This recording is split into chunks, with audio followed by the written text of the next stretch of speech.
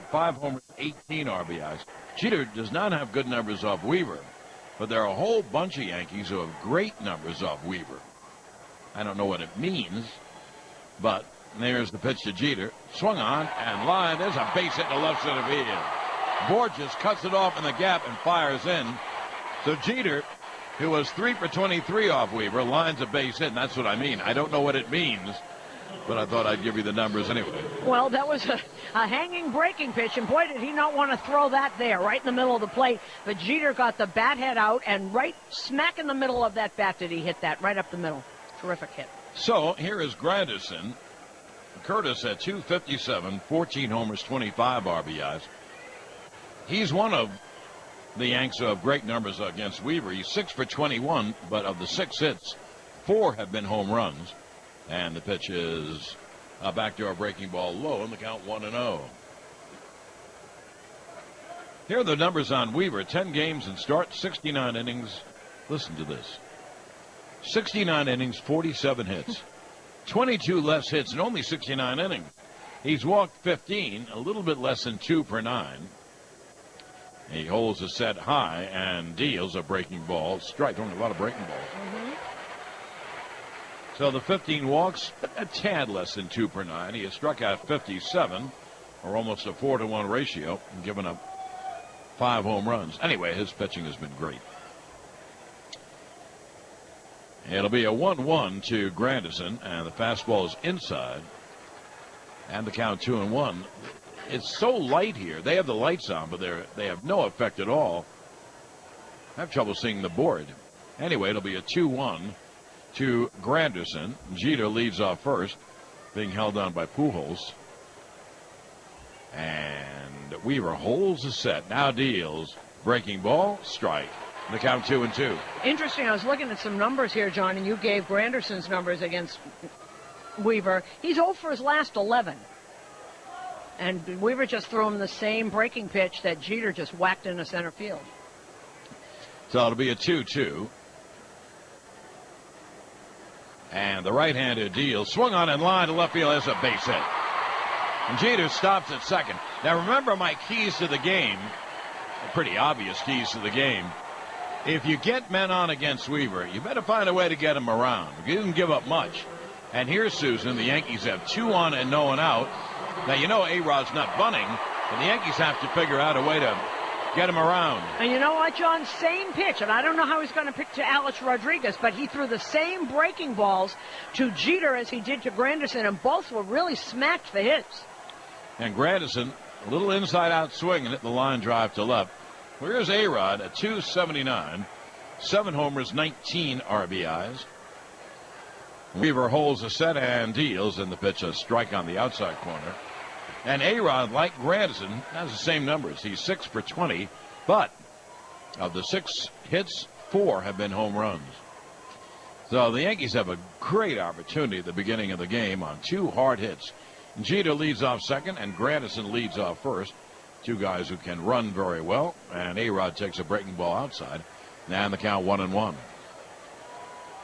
We've seen maybe one fastball, John, in the 9 pitches that he's thrown. And Weaver doesn't throw overly hard. He doesn't throw 95. His fastball will be in the low 90s, just where he puts it in great movement. Now the right-hander deals. Swung on, hit on the ground to short, and it's booted at short.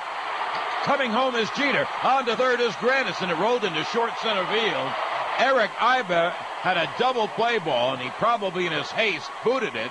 It rolled, 10, 12 feet out toward center field. So the Yankees take a 1-0 lead, and they have first and third and no one out.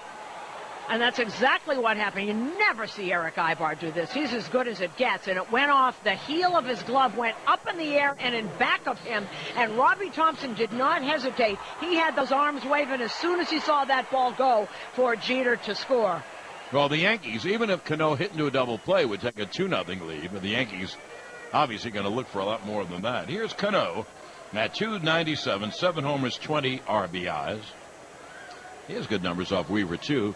7 for 21. Pitch is low outside, the count 1-0. So Granderson at third. A-Rod at first. Again, 2 guys who run very well. Cano steps out for a moment. As I said, something has to give tonight. The Yankees have won 5 straight, and the Angels have won 6 straight. Now, the right-hander set about chest high and deals. There's a strike. That was a fastball. Weaver came up lame. Weaver landed badly and came up lame, and he's kind of walking around. And Mike Scioscia comes out with the Angels trainer. Oh, boy, and Scioscia came out of that dugout like a shot. There's your ace walking around. Let's see if we can see what happened. He is now bending over.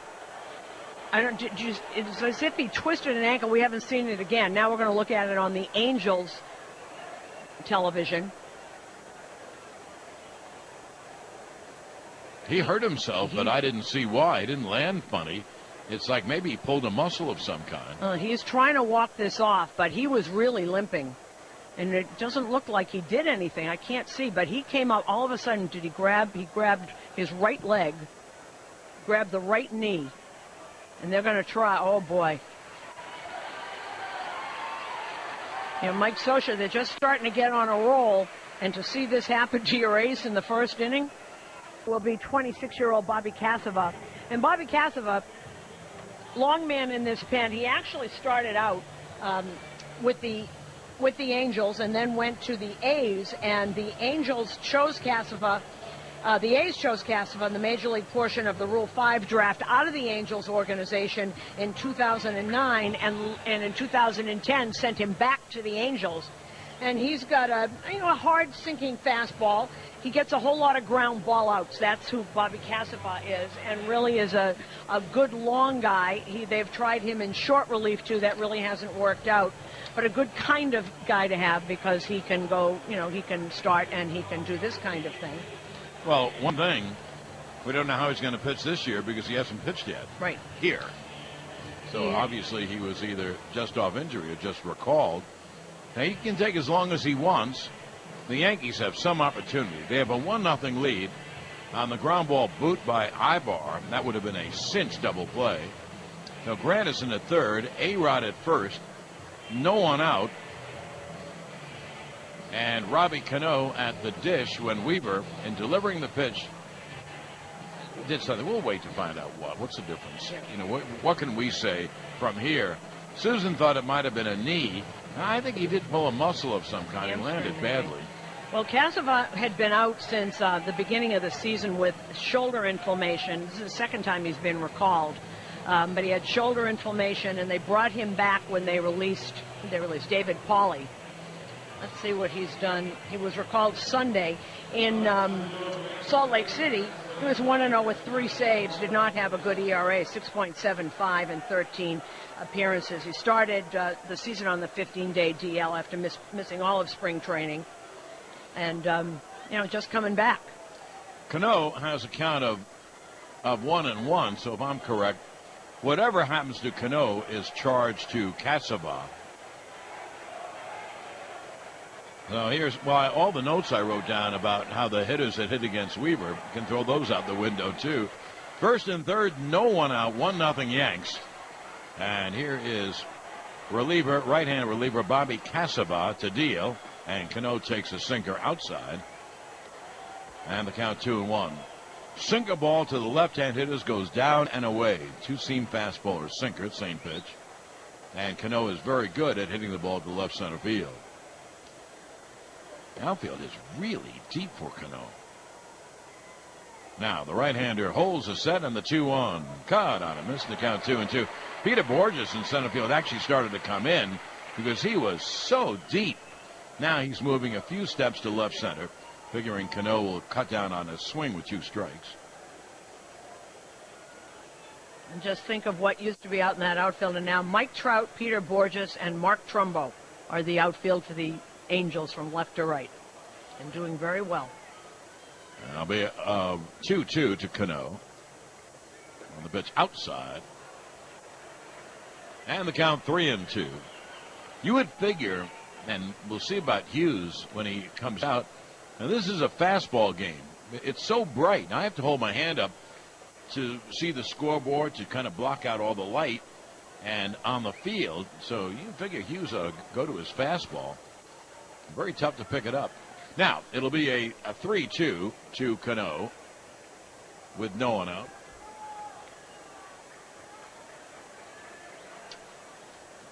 That the board says 3-2.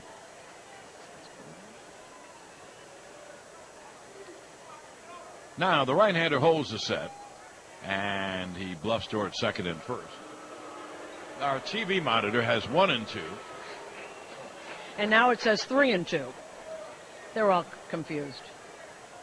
Said 2-1 a minute ago. Well, he's throwing so many pitches, it has to be something like 3-2. We're going with 3-2, John.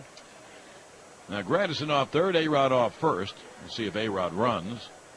And he plays it safe. The pitch caught on him. Missed. So Cano strikes out. Now a double play, and the Yankees only score 1 run. Now, I would say this inning would not be a success unless the Yankees score a second run. And he threw him a breaking pitch of 87 miles an hour after all those fastballs, those sinking fastballs of 92. Now Cano's strikeout goes on the record of Casaba. Here's Mark Teixeira, who's been the hottest Yankee hitter. His batting average is all the way up to 254, 8 homers, 29 RBIs, and he is tied for the team lead in ribbies. Swisher has 29, Ibanez has 28. Pitch is outside, and the count 1-0. Ibanez is on deck. Ibanez has 27 ribbies. Swisher and Teixeira have 29.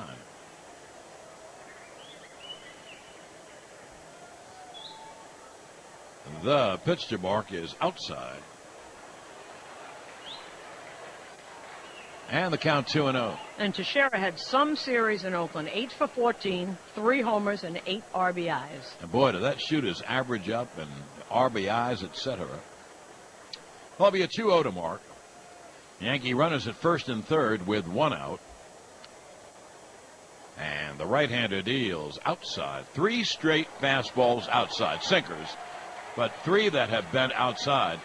So Teixeira looks down at Robbie Thompson to see if he has hit privilege on 3-0. A left-hand hitter, Raul Ibanez on deck. And the right-hander Casaba set at the belt. The 3-0 is low ball 4. He walks Teixeira, and the bases are loaded with 1 out. And here is Ibanez. Well, it's good to have the bases loaded 1 out. I guess the only bad thing is there's a force at any base. So hopefully Ibanez can stay out of the ground ball. Well, here it is. Bases loaded 1 out in the first, the rally moment of the game. Sponsored by Rally BMW, located at 1 Brush Hollow Road in Westbury, or online at rallybmw.com. BMW makes the cars, and Rally makes the difference. Ibanez at 260, 9 homers, 27 RBIs. And the pitch, there's a strike on the outside corner, and the count 0-1. Of all the Yankees, Ibanez had the best numbers against Weaver. But it doesn't matter because Weaver's not in there. But I'll tell you what they were in a minute. Bases loaded, 1 out. It'll be an 0-1, and the pitch is swung on and hit in the air down the left field line. It's a long run for Trout, and he makes the catch. So tagging is Granderson. He scores. It's a sac fly and an RBI for Ibanez, and the Yankees take a 2-0 lead. Trout caught the ball in foul territory, but you know, it's the first inning. It was the 9th inning. You shouldn't make the catch, but in this inning, you should. Yeah, it's funny because people will ask, and of course, once he catches the ball, wherever it is, if it's a foul or not, the runner can run, and you've seen late innings, a lot of right and left fielders will let the ball bounce. And it's just a foul ball, and then take their chances with their pitcher. I think this is probably a good thing for him to catch that. Yes, the 2 on and 2 out. Here is Swisher, who's at 248, 8 homers, 29 RBIs. That's Ibanez' 28th ribby. 2 on, 2 out, 2 in, and Casaba deals, and the pitch low, and the count 1-0. I know you probably want to know, well, what were Ibanez' numbers against Weaver? He was 14 for 27, 1 at bat better than 500, and 4 home runs. And you know, Weaver's been great. I don't know why they had all those good numbers against him. It'll be a 1-0 to Swisher. The runners lead. Pitch caught on a missed on the slider down and in.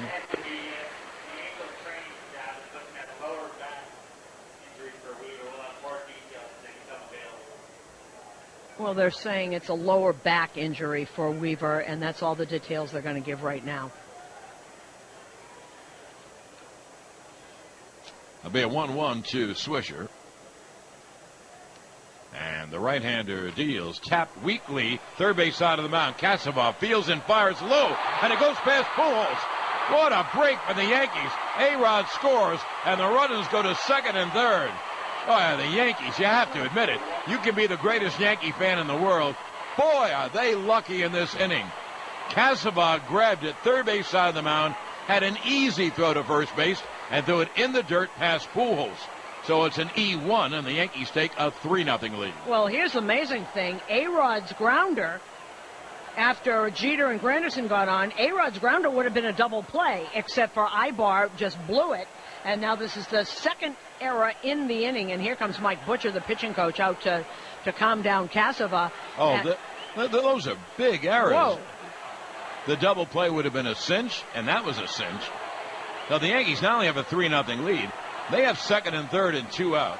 And, boy, if I'm the Angels, I walk Eric Chavez. I have a question for you. Do you notice how many Yankee fans are in this park? Are you listening to what's going on Tremendous. here? All I see is red, but all I hear are Yankee fans. Well, here is Chavez. Let's see if they walk him. Well, Bobby Wilson is crouching behind home plate.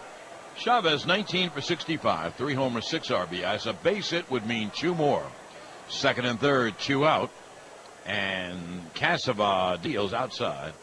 And the count 1-0.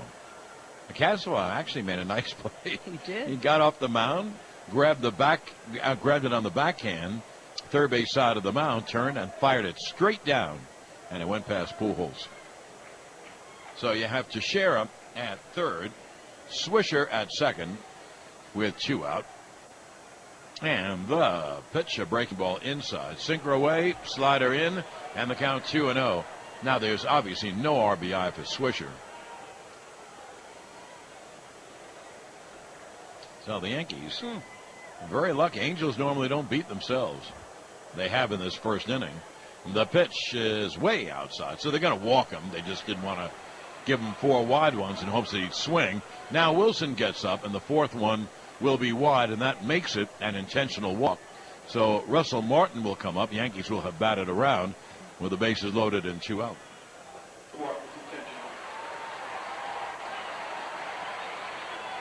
I can't even think back to a time where we saw the errors where the Angels made 1 error, never mind 2 in 1 inning. And on easy plays. Well, here's Russell Martin with the bases loaded, 2 out. A right-hand hitter. Russell at just 177, 4 homers, 10 RBIs.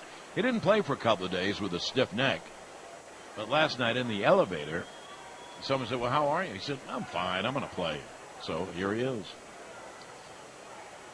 Bases loaded, 2 out, 3 in pitch. Breaking ball strike on the outside corner. And the count 0-1. 9 Yankees have come to bat in the first. 3 have scored, 3 are on, 2 are out. That's 8, and here's the 9th. The right-hander Kasava deals inside fastball, and the count 1-1. Well, Phil Hughes has been given a 3-run lead, and with the shadows and the sun and twilight, he ought to come out firing. He's been in that dugout a long time, though. Well, that's true, too. There's the 1-1. A half swing at a slider, and the count 1-2.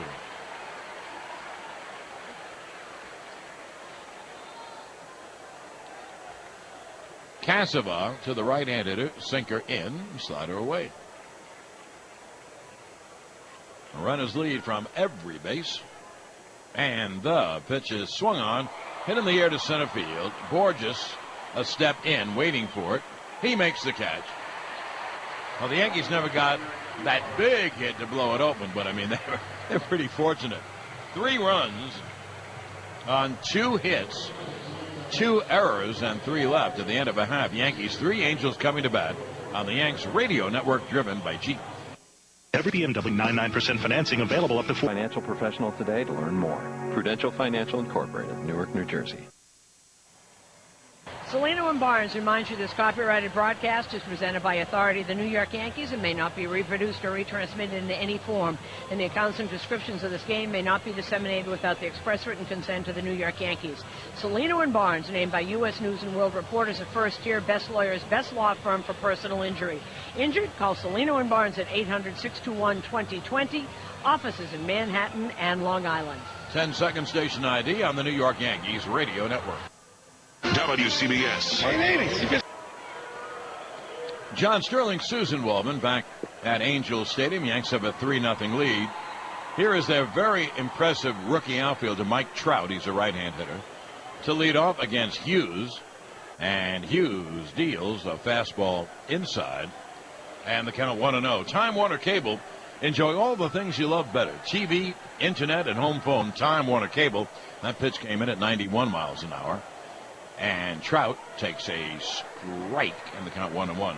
Trout's doing very well. Hitting at .302, 4 homers and 12 RBIs. And he's stolen 8 out of 10. He has great speed and he has power. The 1-1 is a fastball high. At the beginning of the year, the Angels had 4 outfielders. Vernon Wells, Peter Borges, Torrey Hunter, and Bobby Abreu. None of them hit. Now the 2-1 swung on and line deep but foul down the right field line in the seats. Now the count 2-2. Well, Abreu is waived. Wells is on the DL. Hunter is back. He's not on the roster yet, but he had a family problem he had to take care of.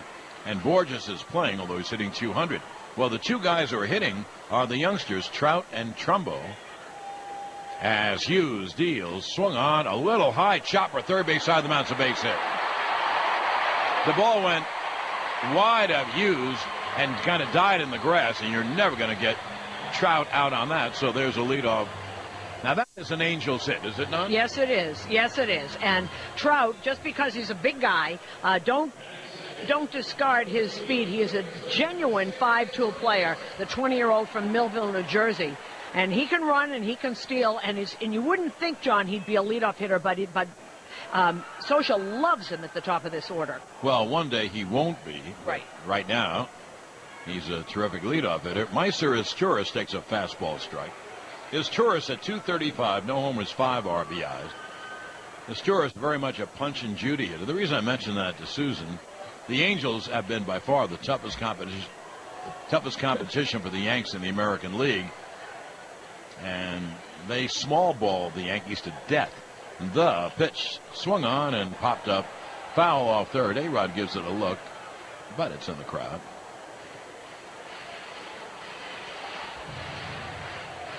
And Trout's not a little guy. Usually it's the Sean Figginsons of the world that would give the Yankees trouble. He's 6'1", 210. He's bigger than Teixeira. He's standing next to Teixeira. He's bigger than is Teixeira. Oh, one day he's going to be a big power-hitting outfielder, but right now the Angels, who have won 6 in a row, but are still under 500. Hughes will deal 0-2, and the pitch outside is a breaking ball. The count 1-2. This is a very tough start for Hughes because he's from here. And you know, there are a lot of Hughes family in the stands. And there's 2 of them right there. We saw on the Yes broadcast, Phil Hughes Sr. and Phil's mom. They're right in about the 3rd row back of the Yankee dugout. Here's the pitch to Izturis, and it's foul, third base side out of play. Well, the count holds 1-2. Phil's really turned things around. He was 1-4 in his first 5 starts, 3-1 in the last 4 starts. But the difference in the ERA is amazing. Those first 5 starts, 7.5. Last 4 starts, just a little over 2, 2.01. And Big difference. I wrote that down too. He's gone. Well, first of all, Hughes will deal to Izturis. Swung on a fly ball to right center and deep, and that ball is going to be caught by Grandison on the run, and he fires back in. Grandison ran a long way. I think he is the most underrated center fielder. He catches just about everything, and boy, he ran halfway across the outfield to make that catch. And that was a breaking ball that stayed up. Now, Curtis Granderson has been being tutored by Andrew Jones on how to play center field, and Jones says he's not going to be satisfied until he helps Granderson get a Gold Glove. And Swisher was running and was almost in the way, and he slid in front of Granderson so that he wouldn't run into him. And Swisher gets up laughing, and what a catch. You know, Susan was talking about Hughes' ERA. It went from 7.88, which is, 8 runs a game, 9.4. That tells you how well Hughes has pitched. Well, here's Albert Pujols, who has finally begun to hit. One of the great hitters in baseball history, a right-hand hitter, and he lines one past A-Rod. It is a base hit to left field. Racing to third is Trout, heading towards second, but now going back to first is Pujols. So a hard base hit. Pujols was at 227. 7 homers, 26 RBIs, and the Angels have first and third, 1 out. Now, that's the Pujols I remember. I don't know who that person was when he was in New York, but that was Albert Pujols. And it was hit so hard, it went rifling by Alex. There was no way he was going to get to that. Oh, here's Kendrys Morales, switch hitting first baseman DH. Morales at 290, 4 homers, 14 RBIs. So the Angels come right back with a rally of their only a first and third and 1 man out. The Yankees have a 3-0 lead, and Hughes deals, cut on and missed. Breaking ball, the count 0-1. As I mentioned, this could be a big night for the Yanks. Tampa Bay has already lost, and Baltimore is on the verge. Runners lead first and third, 1 out. Yankees back looking for 2. And the pitch is swung on and fouled, third base out of play. And the count 0-2. Whatever it means, Morales is 0-for-5 lifetime against Hughes. Morales this year has hit at home to a 382 clip. On the road, 200. I don't know what that means either, but evidently is much more comfortable here. He is behind on the count, 0-2. Runners leave first and third, 1 out. The pitch is low outside. And the count 1-2. Today's game presented by your local tri-state area Audi dealers and the new 2012 Audi A6. Audi, the official luxury vehicle of the New York Yankees. Now Hughes ready for the 1-2, and it is fouled back. Got just a piece to stay alive, and so the count holds at 1-2. He had his 4th homer of the year yesterday. 3 of his 4 homers have come in this month and did not hit well in April. Of course, nobody hit well in April in this team. No, that's why Trout is here. Right. They didn't got nothing out of their outfielders. Now, Hughes is set. And the pitch is swung on and foul, third base side out of play. Well back. So the count holds at 1-2. You look out at the board out there, it's very tough to see. It's so bright. There are a lot of shadows in right field. Fewer shadows now in the infield. And Hughes is set and deals. Swung on, hit up the middle. There's a base hit center field. Pujols round second. He'll go to third. Scoring is Trout. And Morales has a ribby single. And the Yankee lead is 3-1. Well, whatever Hughes is throwing, he's not fooling anybody, but including the Historis hit, he's been getting socked. That was a breaking ball that Morales actually went down and got a big curveball that started too high and went down, and he went down and got it, and it's hit very hard. So 3 of the 4 balls have been hit extremely hard in this inning. And you know this, too. When you get a 3-run lead, it's up to you to put up a 0. That kind of validates the 3-run lead. Well, it's a 3-run lead no more, 3-1. Here is Mark Trumbo. In his 2nd year, he's proving he can really hit. He's hitting 324 actually, 7 homers, 20 RBIs. He's a right-hand hitter, and the pitch is fouled back to the screen, and the count on 1. The reason I said that, sometimes you'll have a guy have a great rookie year, and then they go to school on him. Trumbo had a very good rookie year as a power hitter, but he can put the bat on the ball. He's not a strikeout guy, and this year he's hitting even better, so he's telling you he's going to become a big-time hitter. Here's the 0-1, and that's pop foul out of play, and the count 0-2. And Scioscia loves his whole demeanor. They put him at third base because they didn't have a third baseman. He made some errors. He's played in right field. He's played very well in right field. He's played some games at first, played a lot at third, but the writers would say to Scioscia, you should send him back and teach him how to play third base, and Scioscia would go, who's hitting on this team besides him? I'll be an 0-2 to Trumbo. And Hughes deals, swung on and line down the right field line, and that ball is going to be a fair ball. It bounced in the seats. It just was fair down the line. It's a ribby double for Mike Trout, and the Yankee lead is 3-2. I said Mike Trout. I meant Mark Trumbo. A line drive. I don't know if it hit the line or right next to the line, and then it kicked into the seats. So give Trumbo an RBI. Runners at second and third with one out. The Angels get a base hit with the next two batters. They actually will take the lead. Larry Rothschild on his way to the mound. And these are shots. They're not just getting little dribblers. Larry Rothschild, as John said, going to talk to Hughes. He's getting pummeled here. And the Yankees are very lucky that ball went into the stands, or Morales would have scored. The pitch was high and away. That's what I meant about Trumbo being a good hitter. He's not a power hitter, strikeout, or home run. The ball was away, and he went with it and hit a line drive right down the line. Well, here is, speaking of good hitters, Howie Kendrick, a right-hand hitter. A fly ball ties the game. In fact, a ground ball ties the game. Yankees play the infield back. Kendrick at .256, 4 homers, 17 RBIs. And Hughes deals, swung on and hit in the air down the right field line. Swisher racing toward the line, and the ball is a foul ball. And Susan, I would say he missed a 3-run home run by the width of 3 seats. That's exactly right. And you can see Swisher looking at that, too, shaking his head. Now, let me tell you about Howie Kendrick and the New York Yankees. Since 2006, his .345 average against New York is the third best in major leaguers against the Yankees. And there was a time a couple of years ago, last year he had a very bad year, but a couple of years ago he was hitting at a .450 clip against the Yankees. That'll be an 0-1 from Hughes. Swung on in line. There's a base hit left center field. 2 runs will score. So the Angels have come all the way back. Give Kendrick 2 RBIs on the 2-run single to left center. And the Angels take a 4-3 lead. Well, and it's just they know what's coming out of Hughes' hands because he's really getting hit really hard. Picture these hits. They're not little dribblers. They are bullets. Yeah, the only dribbler was Trout's to begin the game. You know what, John? Look again. All the pitches are up. Every pitch we're looking at. We have 2 feeds here we're looking at the replay of that to Kendrick. It was almost as if he was waiting for it. He saw that ball coming about letters high, and he just hammered it right to center. Throw to first to check on Kendrick. Here is Eric Ibar. He's at .215, no homers and 11 RBIs. Off to a very slow start. He's a good hitter.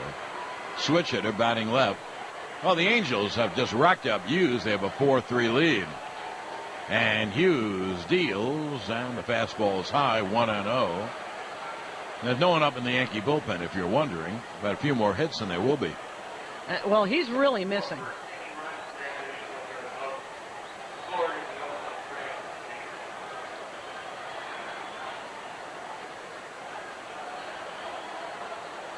It'll be a 1-0 to Ibar, and the pitch is foul. Third base out of home plate, out of play. So Kendrick's 2 RBIs give him 19 on the year, and the Angels have come back to score 4 runs. There's only 1 out.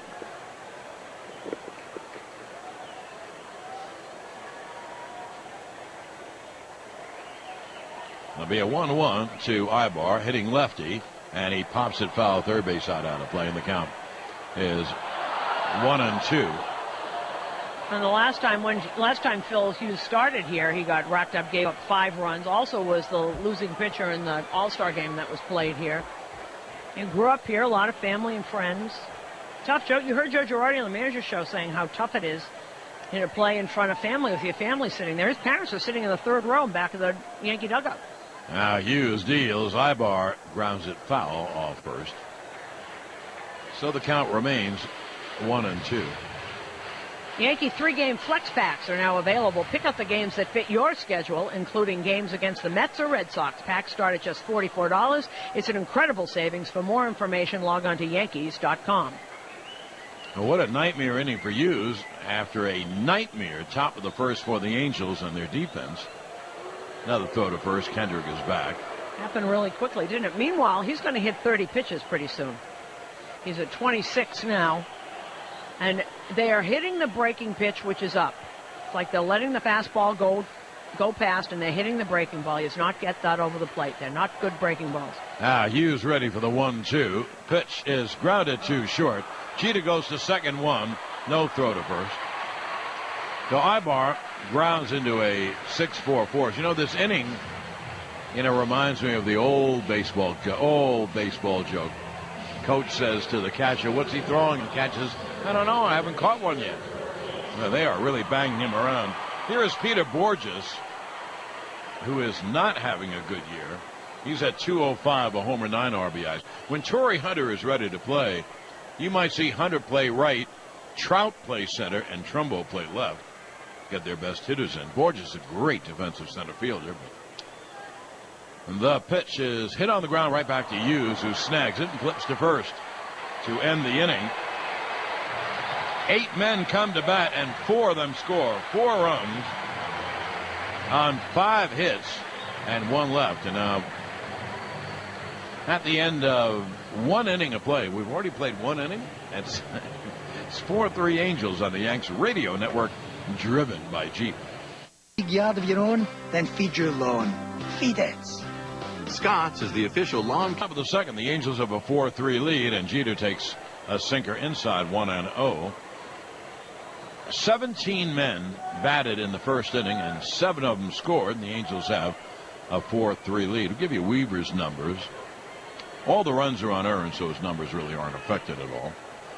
The pitch, Jeter hits the ground ball to short. Ibar fields and throws in time.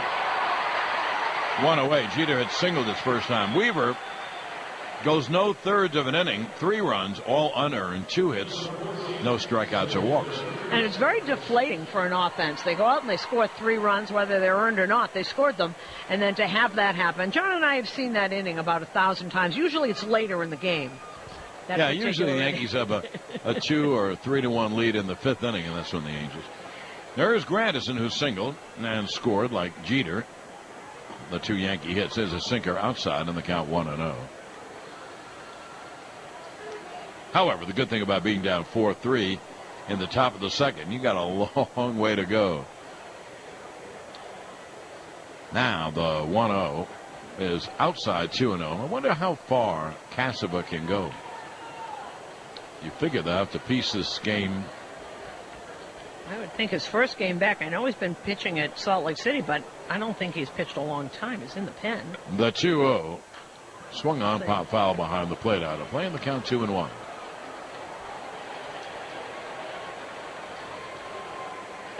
You know, they always say, I always say, you can't predict baseball. You never predict this happening. Weaver gets hurt immediately.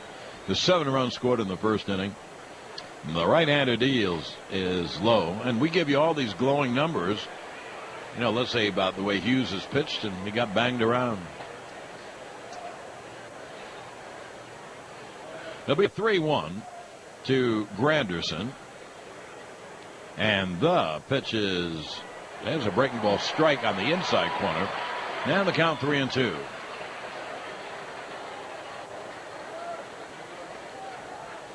And Granderson thought that was inside, took a step towards first base. Now here's the payoff. Swung on and corked to deep right field. That ball is high. It is far. It is gone. Oh, did he hit that? A high line drive down the right field line. Curtis, you're something sort of grandish. The Grandy Man can. Oh, the Grandy Man can, and did. Granderson hits his 15th home run, his 26th RBI, and the Yankees tie the game at 4. And that was a laser shot. Let's see where that hanging breaking ball, it was too high. And boy, you could see his eyes almost widen in that. Great swing, and that got out of here in a hurry. Boy, it sure did. John, you could see the people in the second row standing up waiting for it. Here's A-Rod. And there's a strike. Down each line, modeled after the old Yankee Stadium, is a very short fence. Let's say it's 3 feet. That's where the ball went. And that ends both in left field and right field quickly. A-Rod takes inside. And then the height of the fence goes up, and in right and right center, it's a high scoreboard wall. Beautiful ballpark. That's one thing Disney did. They did a great job in changing this ballpark to an even better ballpark. Now the pitch to A-Rod is chopped right back to Cassava, who flips to first for the second out. So there are 2 outs and no one on, and that will bring up Cano. And we figure the first inning took almost an hour, so we should be here till, at that rate, 2 in the morning or so. Something like that. Now, one thing about Granderson, he has such power. The ball jumps off his bat that when he hits it sweet, it goes out. You know, I don't know if you'd call him a home run hitter, but when you hit 41 like we did last year, right. I guess that is. And he's got, 15 now. Here's Cano. And he takes a sinker outside, 1-0. But you don't think of him as one. No, Because I agree. He can hit those towering, magnificent moon shots, but mostly they're that line drive that just shoots out. Oh, he hits the ball so hard. The pitch to Cano is grounded to first. Pujols will take it himself. And that ends the inning. Well, the Yankees tie it on the Granderson home run. 1 run, 1 hit, no one left. And at the end of an inning and a half, the Yankees 4, the Angels 4, on the Yanks radio network driven by Jeep. Now we go to the bottom of the second. We're all tied at 4. Here's the catcher, Bobby Wilson, a right-hand hitter. And there's a breaking ball strike. Wilson, in 65 at-bats, is hitting 169. And worse than that, in 65 at-bats, he has no homers and 1 RBI. And there's the 0-1. Swung on and lined off Jeter's glove into left field. A base hit. Now, Hughes is having his problems and being hit very hard. Now, there's a leadoff hit from a guy who normally doesn't get any hits. And here is Mike Trout, who had an infield single his first time. And scoreboard update sponsored by your Mercedes-Benz Tri-State dealers. He is getting hit very hard. In the American League, Boston beat Detroit 7-4. Felix Doubront beat Doug Fister. And Hughes deals Trout, bluff bunt, and took a strike. Twins beat Oakland 5-4. Alex Burnett gets the win. Ryan Cook must have given up, obviously, a run because he takes the loss. First run he's given up this year. Josh Reddick hit his 14th. Keeler Kaiahui got his 3rd. Trevor Plouffe his 5th for the Twins. First run, and he gives it up to the Twins. Here's the pitch. Bunted by Trout, but bunted foul. So they really were bunting for a run, which you really wouldn't figure this early in the game. And if they had Weaver on the mound, I guess I'd understand it, but not Cassava. So the count is 0-2 on Trout. Great pitching matchup in Tampa. White Sox finally prevailed 2-1. Adam Dunn with a 2-run homer for the White Sox. Chris Sale got the win. He struck out 15. Matt Moore got the loss. He struck out 10. It'll be an 0-2 to Trout. And the pitch swung on and hit in the air to right. Swisher going back toward the line in front of the wing track. Makes the catch and fires back in because Wilson tagged just to see about the throw. The throw would have beaten him, so there's one away. 10-second station ID on the New York Yankees radio network. Beat New York.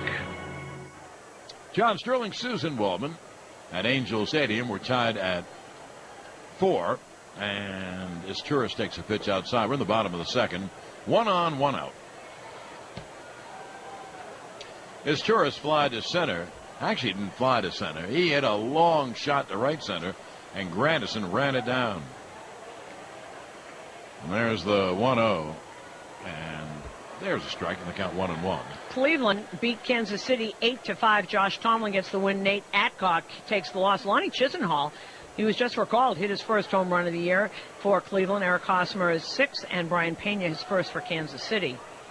And here's the 1-1. Foul back to the screen. The count 1-2. And it's gone final in Toronto. Toronto beat Baltimore 6-2 is the final there.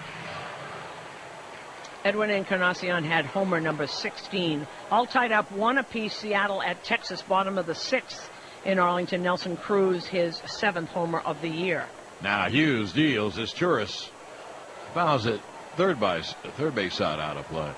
Grandison is playing his Turris as a left-hand hitter, 6-7 steps over in left center. Boy, did he run a long way to catch that first inning shot. We're tied at 4 with Wilson at first and 1 man out. Pujols is on deck now. And the count 1-2 on his Turris, who hits a high fly again to right center. This one not as deep. Grandison cuts over and makes the catch, and they're 2-away. Mostly day games in the National League. St. Louis beat Atlanta 8-2. Lance Lynn beat Tommy Hansen. Phillies beat the Mets 8-4. Cole Hamels bested Bobby Parnell. Miami beat Washington 5-3. Carlos Zambrano gets the win. Jordan Zimmerman takes the loss, but he hit his first home run. Pirates beat Cincinnati 4-1. James McDonald bested Bronson Arroyo. The Cubs finally won a game. Must have been a big celebration in Chicago. They beat San Diego 11-7. Pujols takes a breaking ball strike. Well, the White Sox won their 6th straight, and the Cubs, they broke a 12-game losing streak. Oh, can you imagine what that must be like to go through 12? Oh, game after game after game. They're playing 2 in Colorado. That'll be an 0-1 to Pujols, who lined a single his first time. Hits ground ball up the middle, has a base hit. Really to left center field. Holding at second is Wilson. Pujols has hit the ball hard twice. Once past A-Rod, and this one went between Jeter and the second base bag. So basically to left center field. And there are 2 on and 2 out. And here is Kendrys Morales. A doubleheader in Colorado, as I said. The first game, Colorado beat Houston 9-7. Matt Belisle beat Fernando Rodriguez. Second game, all tied up 6 apiece. They're in the 6th in Colorado. Morales had a ribby single his first time. So 2 on and 2 out, and Hughes deals. And there's a strike. San Francisco beat Arizona 4-2. Barry Zito beat Trevor Cahill, and they're in the top of the 5th in Los Angeles. Milwaukee and the Dodgers all tied up at 1 apiece. I don't think pitch count, Susan, is a big problem with Hughes. I think his getting hit is a big problem. Yeah. Morales swings and fouls the third base side. For example, that's his 42nd pitch. But he doesn't pitch any better. He'll be coming out of the game anyway. Right. And these are shots. They really are. They're not little dribblers. And the Pujols one, even the ones that have gone through, Pujols, there's no way Jeter's going to get that ball by him. It hits so hard. The sound of the ball off that bat, you knew it was a hit. You didn't even have to look.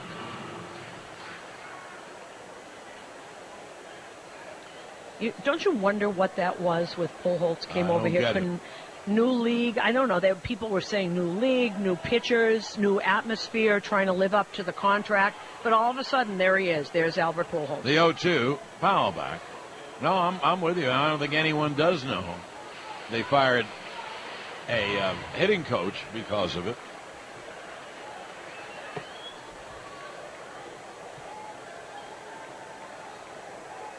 As Susan told you, Atlanta lost to the Cards, and the Braves have now lost 8 straight. That'll be an 0-2. Swung on, hit in the air to right. Swisher back on the track, near the wall, makes the catch. I would say Swisher had a half step. So he may be getting him out. Now, they are noisy outs. The Swisher, right near the high scoreboard wall, made the catch. No runs, 2 hits, 2 left at the end of 2, tied at 4 on the Yanks radio network, driven by Jeep. Top safety picks in BMW and Lexus. From here, a federally insured equal housing lender. The New York State Smokers Quit Line. Go to nysmokefree.com or call 866-NY-QUITS for help quitting today. Overshift is on for Teixeira. 3 infielders on the right side, and Mark takes a sinker low outside. Teixeira walked in the 3-run first. We're tied at 4 as we hit the top of the 3rd. Bobby Cassava in relief of the injured Jared Weaver. The pitch is low. Weaver pitched to 3 batters, and then on the 4th, he pulled something, saying lower back, and he had to leave the game. So it'll be a 2-0 to Teixeira. And the right-hander deals a low outside, another sinker, and the count 3-0. He's throwing that sinker between 91 and 92. You're not going to get a Teixeira to swing at that, though. It's out of the zone.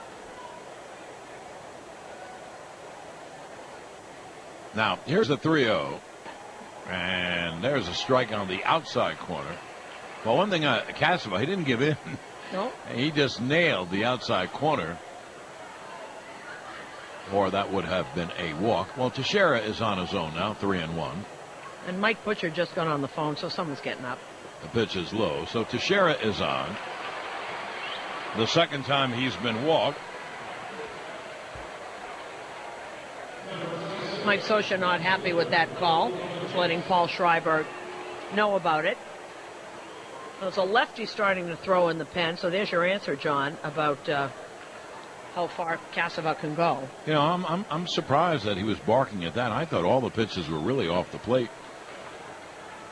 Here is Ibanez, who hit a sac fly his first time.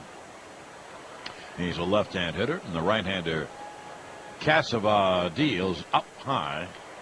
And that probably was a four-seam fastball. You got to give batters a different look. You can't throw the same pitch, unless you're Mariano. Anyway, that ball was outside 1-0. But, you know, Mariano would hit both sides of the plate. You couldn't go to school on him either. That's Takahashi out in the pen now.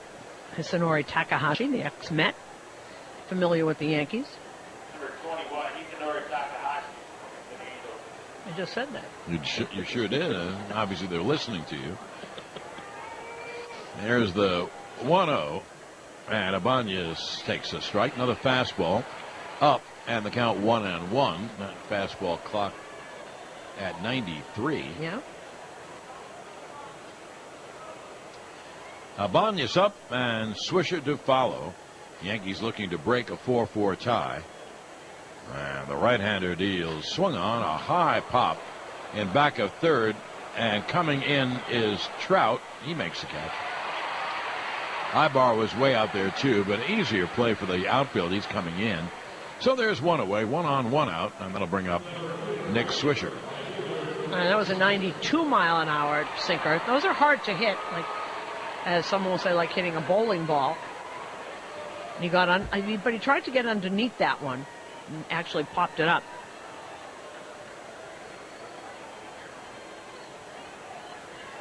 Now, time is called as Mike Butcher trots to the mound. There are a lot of teams on streaks. We've given you some of them. Now, Toronto won today. And Toronto had lost 5 in a row. What did Minnesota do? They won today, so Minnesota breaks a 5-game losing streak. Cubs broke a 12-game losing streak. Atlanta has now lost 8 in a row.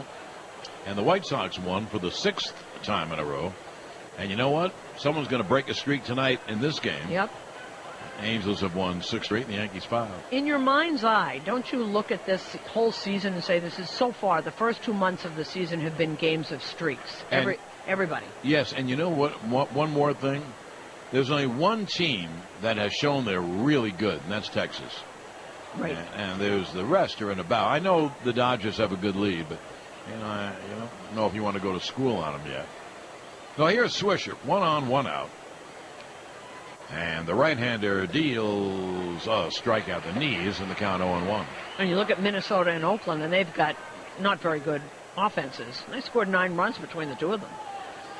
5-4. Oakland loses again. Well, San Diego and the Cubs do not have good offenses. They scored a lot of runs today.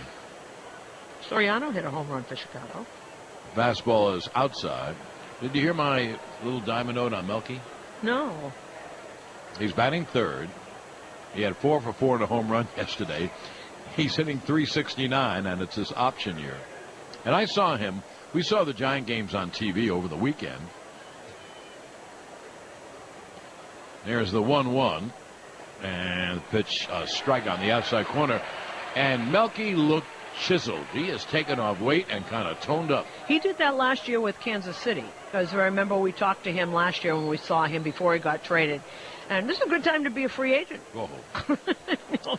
He's got more hits than anybody in baseball, because when Jeter was second in hits, he was second to Melky. So the milkman is delivering for the Giants. He ended up in the right place. The 1-2.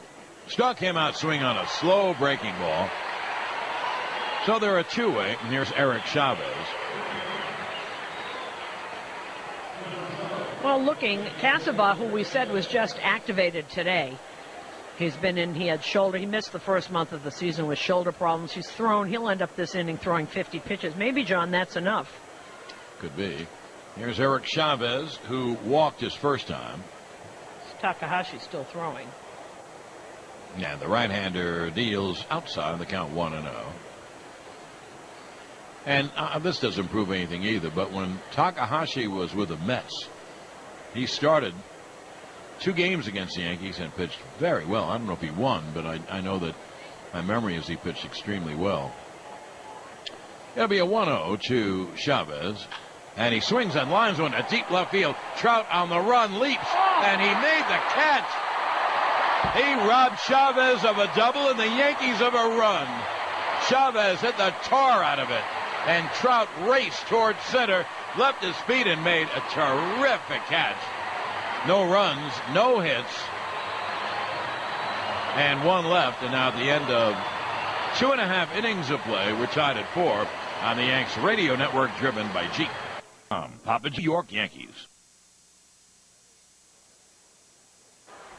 Excuse me. When Eric Chavez was robbed of that ribby double by Mike Trout to end last inning, that was the 15th out of the leadoff hitter. Big right-hand slugger, and he takes a pitch low 1-0. Hughes deals, and that pitch, breaking ball outside, 2-0. That was some catch. I turned around after that catch. I turned around and said to Johnny Carlos, that young man is 20 years old. There's nothing he can't do. From South New Jersey, near the Philadelphia area. Millville. The 2-0 is swung on, hit in the air to right center. Granderson on the run, going toward the wall, reaches up, and he gets belted down by Swisher. The ball comes free. On to third is Trumbo. Granderson would have made the catch, but as he reached, Swisher ran into him, and it winds up a triple for Mark Trumbo. So there's the go-ahead run at third with no one out. Now he's yelling. Swisher's got to get out of the way. I'm sorry. We love the effort that Swisher gives, but Granderson was calling that all the way. And I know it's loud out there, but the center fielder takes charge, and Granderson did. And Swisher's got to peel off. He's got to peel off and get out of the way. If Swisher wasn't there, I think Granderson makes the catch somewhat easily. The ball was, let's say, in the middle of the track. Now, one lucky thing, they both appear okay. You could really get hurt in that kind of a collision. So hopefully they're both okay. Well, they were both up and they were laughing, but that's the job of the center fielder, and that's Swisher's job, is to get out of the way, because I am positive that Granderson would have gotten that ball. The bigger problem, John, is that that's another ball that was rifled to the outfield. Now here's Howie Kendrick, and he swings. It's a fly ball to right. That gets the run in. Swisher back to make the catch. Tagging and scoring is Trumbo. Give Kendrick an RBI, his third RBI of the day, and the Angels take a 5-4 lead.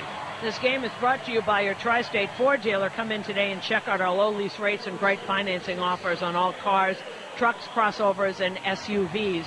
Get to your Tri-State Ford dealer today.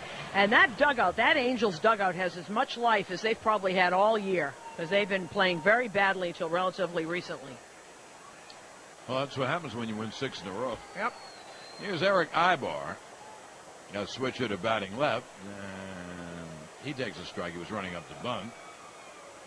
For Kendrick, he has had a 2-run single in the sac fly, so he's knocked in 3 of the 5 runs, and the Angels have a 5-3 lead. Hughes deals, hit on the ground to first. Teixeira Fields takes one step right on the bag, 2 away.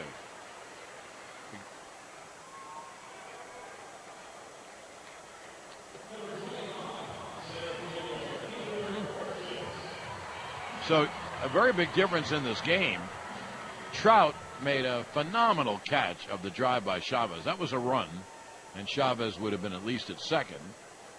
And then that would have been an out if Swisher hadn't run into Grandison. So, things change. I think Grandison would have caught it too. There's a strike to Peter Borges. Borges, a right-hand hitter. He was yelling, I got it, I got it. The glove was out. The 0-1 is inside. I'm just glad that neither of them got hurt. Yes. And you're right, when they got up, they finally were laughing about it. So it'll be a 1-1 to the righty hitting center fielder, Peter Borges. 2 outs, no one on. Bottom of the third, 5-4 Angels pitch. A high chopper to short. Jeter's going to have to hurry. He fires, got him. Well, he had to really fire. Borges can run.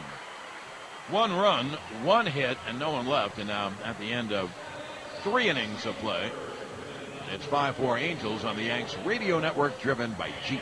Pitching change brought to you by the New York Lottery. Get 12 chances to win $1 million when you play $1 Million Scratch, the new scratch-off game from the New York Lottery. Well, the new pitcher, no stranger to the Yankees, Hisanori Takahashi, and he's had 8 straight, and 10 of the last 11 outings of his have been scoreless.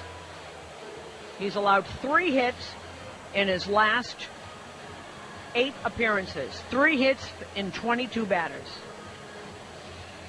Takahashi is not a hard thrower, but as I mentioned before, a couple of years ago when he pitched for the Mets, he pitched in both series, interleague series against the Yanks, and pitched well both times. Now he's brought in the lefty to pitch to the lefty Grandison, and then the righty A-Rod. Cassava has some unusual stats. He went 3 1/3, and he gave up 1 hit in the home run to Grandison. 1 strikeout, 3 walks. That's the 3rd error by the Angels, which basically how the Yankees scored 3 of their 4 runs. Grandison's home run was a home run, but the others were scored on Angels errors. People at Ibar, I'm not sure we've ever seen him make an error. Well, we're set to go. Jeter leads off first. He's the tying run. That was on the error by Pujols.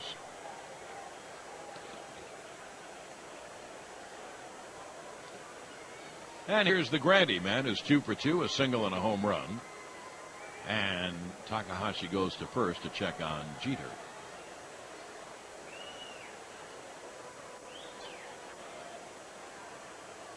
This bullpen has really straightened out lately. Nobody's got good numbers. Takahashi was hit early. Everyone was hit early. The pitch is a breaking ball. Did he go? No. The check the third base umpire. That's Mike Everett. He said no swing. And talking to Mike Butcher, the addition of Frieri, the kid that they got from San Diego, has really put everything in order. He's been great. He has pitched 10 innings, Frieri. We'll see him tonight probably. He hasn't given up a hit. That's pretty good. He's walked a bunch of guys, but he's also struck out a bunch of guys. So I've never seen him, but I would think he'd throw very hard. But everybody in back of him, they sometimes close with Down, sometimes with Frieri. And Jordan Walden's now usually 7th inning or 8th inning, but it all falls in behind Frieri. The 1-0 is grounded foul outside of first. So the count 1-1.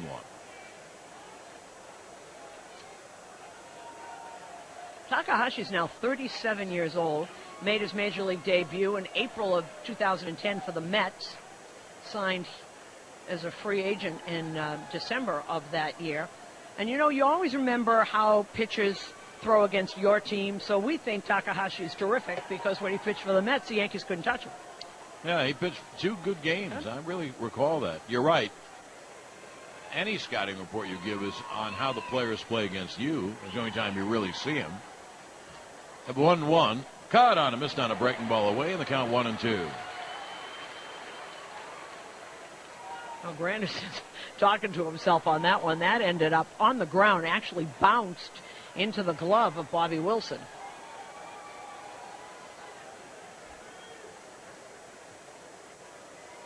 You have to be wondering, no one is warming in the Yankee bullpen. They're going to hope Hughes can kind of gut his way through. And the lefty holds the set at the belt. And he throws to first to check on Jeter. A-Rod, the on-deck hitter.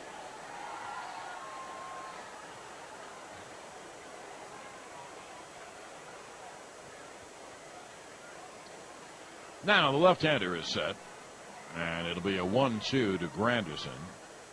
And again, throw over to first. 10-second station ID on the New York Yankees radio network.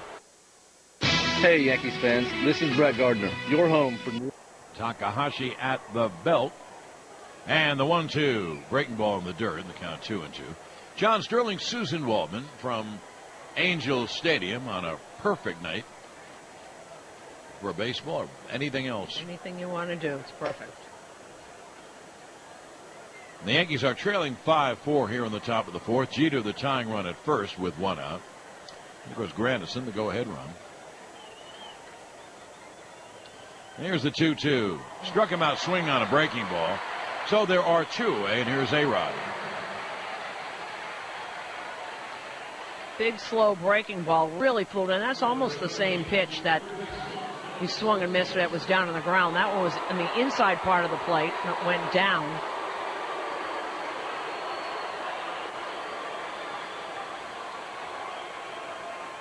A-Rod reached on an error. That was a big error by Ibar in the first inning. And then he grounded out. The lefty Takahashi deals. Swung on line. There's a base hit to center field. Jeter has to stop at second. Borges throws in. So A-Rod singles. And now another left-hand hitter, Robbie Cano, to face Takahashi. And that breaking pitch didn't fool A-Rod at all. Just went and almost just put the bat out. Was waiting for it almost. Cano 0 for 2. He has struck out and grounded to first.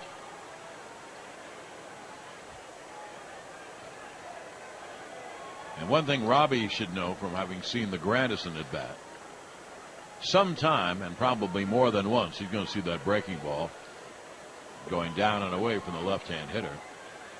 Robbie's 1 for 7 against Takahashi. And the lefty deals. There's a strike. That was a fastball in the count 1-0. And that's about as hard as he throws. That was 89 miles an hour, just letting him see that he does have a fastball. If his breaking ball is down, he's in good shape. If his breaking ball is up, you'll see Cano hit the ball to left center field. And there is a huge space. Jeter off second with the tying run. A-Rod off first with a go-ahead run. We're in the top of the fourth, and the Angels have a 5-4 lead. Now the lefty is set. And the pitch swung on and hit in the air down the left field line, twisting foul and going in the seats. And so the count 0-2 on Cano.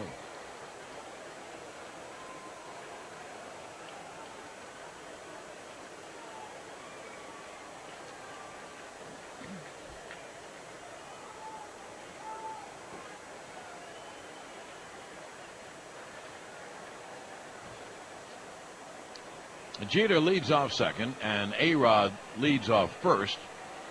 Cano behind on the count 0-2. Now the lefty is set. And the 0-2 threw a fastball off the plate outside, 1-2. You know, I don't know if he's still throwing that, John, but when he was with the Mets, I remember Rod Barajas saying that he was so much fun to catch because he threw a screwball and he was always so creative. I don't quite see it. That was a few years ago. Well, I would think he'd throw the screw G to right-handed as it would bend down and away. To lefty would come into them. But he was very creative. He used to like catching him a lot. It'll be a 1-2 to Cano. And Takahashi bluffs toward second.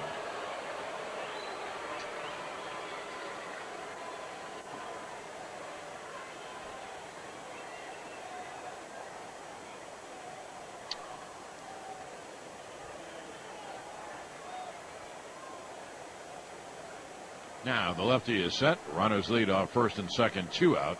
The pitch is caught on a miss. There's the breaking ball. Down and away. So the two lefties he was brought in to face, he struck both of them out. And neither one looked good chasing his breaking ball. For the Yankees, no runs, 1 hit, 1 error, 2 left. And now at the end of 3.5 innings to play. It's 5-4 Angels on the Yanks radio network, driven by Jeep. Nacho cheese sauce and cool reduced fat sour cream, all for just 99 cents. In the challenge, now we go to the bottom of the 4th inning. The Angels have a 5-4 lead. And the pitch to the catcher, Bobby Wilson, is a fastball strike. Wilson singled his first time. Scoreboard update sponsored by Prudential. Bring your challenges. There's the 0-1 from Hughes. Caught on a miss. And the count 0-2. American League, these are all finals. Boston beat Detroit 7-4. It was the Twins over Oakland 5-4. White Sox beat Tampa Bay. Great pitching matchup. 2-1 the final there. Chris Sale beat Matt Moore. 25 strikeouts between the two of those pitchers. Pitch. A half swing and a high fastball. One away. So Hughes gets his first strikeout. That's an indication of the problems he's had. Here is Mike Trout, who has an infield single and fly to right. Josh Tomlin beat Nate Adcock as Cleveland beat Kansas City 8-5. Toronto over Baltimore 6-2. Texas now leading Seattle 4-2, top of the 9th. The pitch inside to Trout. And they are in Texas. Nelson Cruz his 7th for Texas. Mike Napoli his 9th home run.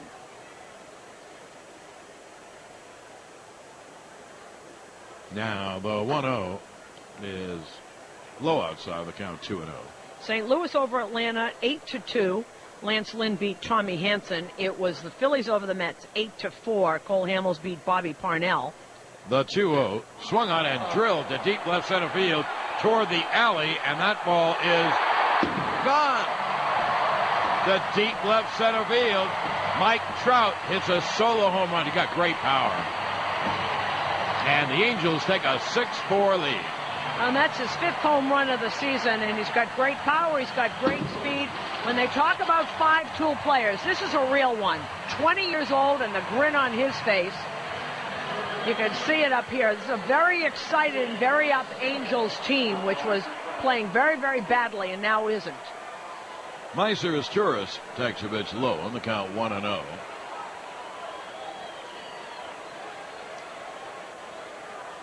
Well, look what Trout has done. Here's the 1-0. There's a strike.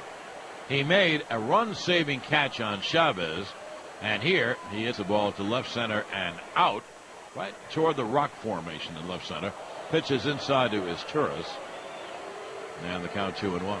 And beat out that grounder in the first inning, the first batter of the game. Where was I? Miami beat Washington 5-3. Carlos Zambrano beat Jordan Zimmerman, but Zimmerman had his first home run of the year. Pitch is grounded foul outside of third. So the count 2-2 on is Turris. Pirates beating Cincinnati 4-1. James McDonald beat Bronson Arroyo. The Cubs broke their long losing streak and beat San Diego 11-7. The pitch to his Turris is low. And the count 3-2. Is Turris a singles hitter?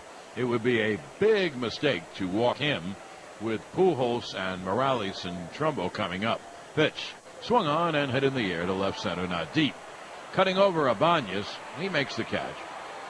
And there are 2 away. They're playing 2 in Colorado. In the first game, Colorado beat Houston 9-7. All tied up 6 apiece as they go to the 8th in Colorado now, Houston and the Rockies. San Francisco beat Arizona 4-2. 2 XAs going up against each other. Barry Zito gets the win. Trevor Cahill takes the loss. And it is now Milwaukee leading the Dodgers 3-1. They are in the top of the 7th at Dodger Stadium. Pujols takes a breaking ball low. Pujols 2 for 2. 2 hard base hits.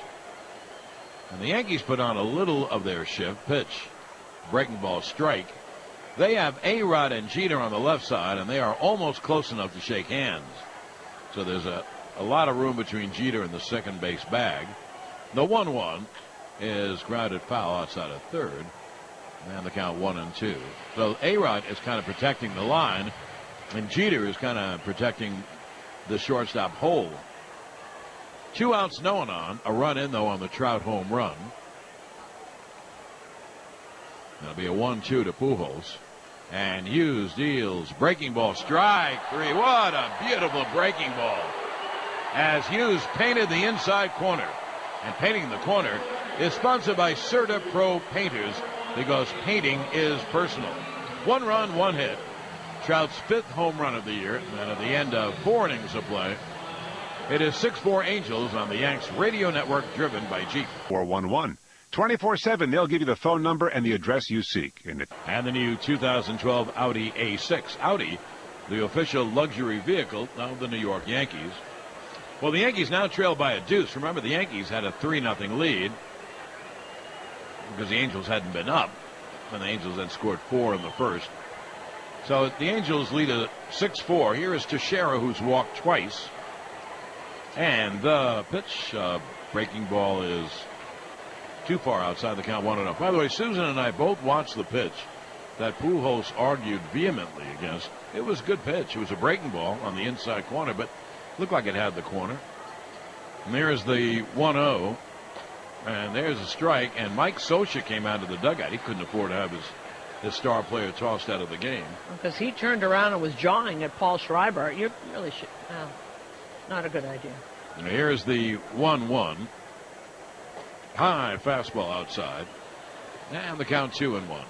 Fans come out to the stadium on Thursday, June 7th, when the Yanks take on the Rays. The first 18,000 guests in attendance receive a Yankees fragrance bracelet courtesy of the Cloud Break Group. For tickets, log on to Yankees.com. Here's the 2-1. Swung on and grounded foul outside of third. And the count 2-2.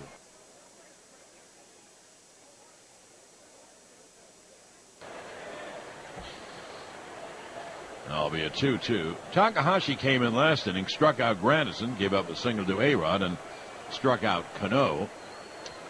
The pitch is low, and the count 3-2. So one more bad one, and Teixeira will have walked 3 times in a row. I have a left-hand hitter up next, Raul Ibanez. Now Takahashi's payoff pitch. Swung on, there it goes to deep left. That ball is high. It is far. It is gone. He has done it again. And what a shot. That went over the bullpens and into the crowd. Mark sends a text message to the left field seats. Oh, you're on the mark, Teixeira. And the Yankees now trail 6-5. And for Teixeira, his 9th homer, his 30th RBI. And John, since he went back to his regular approach, not trying to make something happen, waiting for his pitch, he is hitting bullet after bullet. What a shot that was. 9 homers, 30 RBIs. He now leads the Yanks in ribbies. And here's Ibanez and the breaking ball strike. The bullpens are a kind of a turn around the left field wall. Angel bullpen and back of the Yankee bullpen, and then there are like bleacher seats. He hit one in the seats. The 0-1 is cut out of mist. That was quite a shot by Teixeira. 4 homers in 4 games. That's not a bad average. He's well, they always say home run hitters hit him in bunches, and he is on a roll. Well, it's since he's gone back to the way he used to swing. The swing that got him signed here is what he's doing now. There's the 0-2 to Ibanez. Swung on and grounded to first. Pujols flips in time to Takahashi. And there's one away. And sometimes you can tinker too much. You really can. And then you lose what you had. That's the Yankees' 2nd home run of the night. Granderson and Teixeira. And here is Nick Swisher.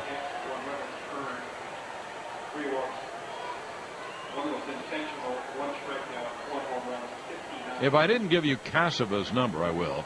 3 1/3, 1 run, 1 hit, 1 strikeout, 3 walks. One of those intentional to Teixeira. Well, here's Swisher. And the pitch is a strike on the outside. A change. Swisher started, held up. Takahashi, like all the Japanese pitchers, has a delay as he winds. Now he's winding, and there's the delay, and the pitch is caught on him. Missed on another change. He gives like 2 leg kicks. He's got 2 little knee jerks. Right. Some of them have usually 1. If you watch Kuroda, they're usually 1. Daisuke has 1. He's got 2. John, you missed it because on the feed that I'm watching, the man had a Yankee cap on that caught Teixeira's home run with 1 hand, and he had his toddler in the other arm. Oh, my. And there is the 0-2 to Swisher.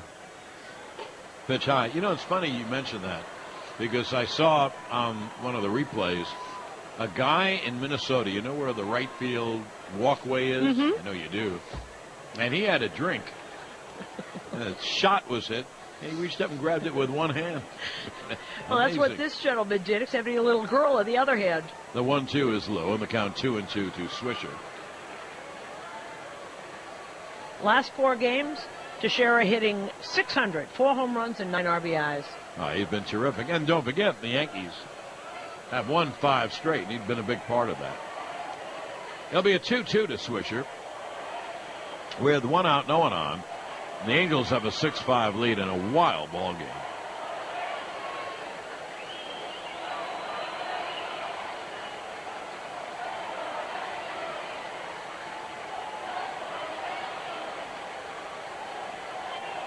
Takahashi started to go and steps off, and so Bobby Wilson, the catcher, trots out to talk to his lefty pitcher. I would say in watching Takahashi, in the dugouts, they talk about strategy all the time. It's a tough thing to do, but you know what you have to do? Stay back. First of all, to the lefties, the breaking ball is off the plate every time. It's tough to lay off now. And if you're a righty hitter like Swisher, stay back. Take the change the opposite way. There's the pitch. Pop foul, first base out on a play. So the count holds 2-2. It still isn't dark. Obviously, it's getting darker, but there's no more glare and there's no more shadows. And it is really a perfect setting. Sky's still a very light blue. Now, the lefty's 2-2. Hit on the ground to third. And Istura's throw is in time.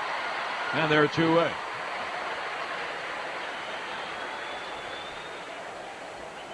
Now, here's Eric Chavez. Chavez was walked intentionally his first time. And then his next time up with a runner on, 2 outs running, in other words.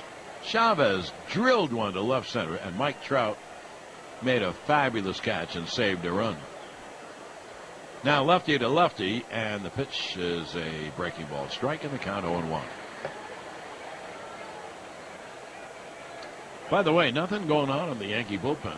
Last inning, there were people kind of getting up and walking around, but maybe they just needed to walk around. The 0-1 is low, and the count 1-1. But with all the problems, the Yankees are only 1 run down. 6-5 Angels with 2 outs and no one on here in the top of the 5th. There's a 1-1 to Chavez. Breaking ball strike, and the count 1-2.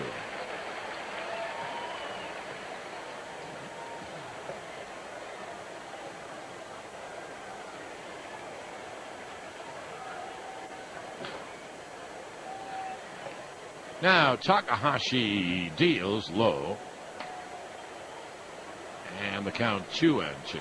Nice block by Bobby Wilson. Got away because he does throw in the ground. A lot of the pitchers from Japan will throw that breaking pitch that goes straight down.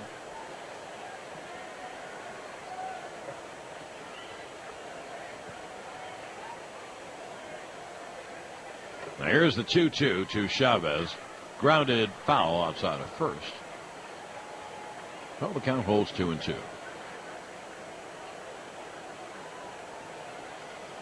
So right now, at this moment, at this point in time, Teixeira has 30 RBIs, Swisher 29, and Ibanez 28 to lead the Yanks. And here's the 2-2. It's inside, threw a fastball. He threw it just inside. So the count 3-2.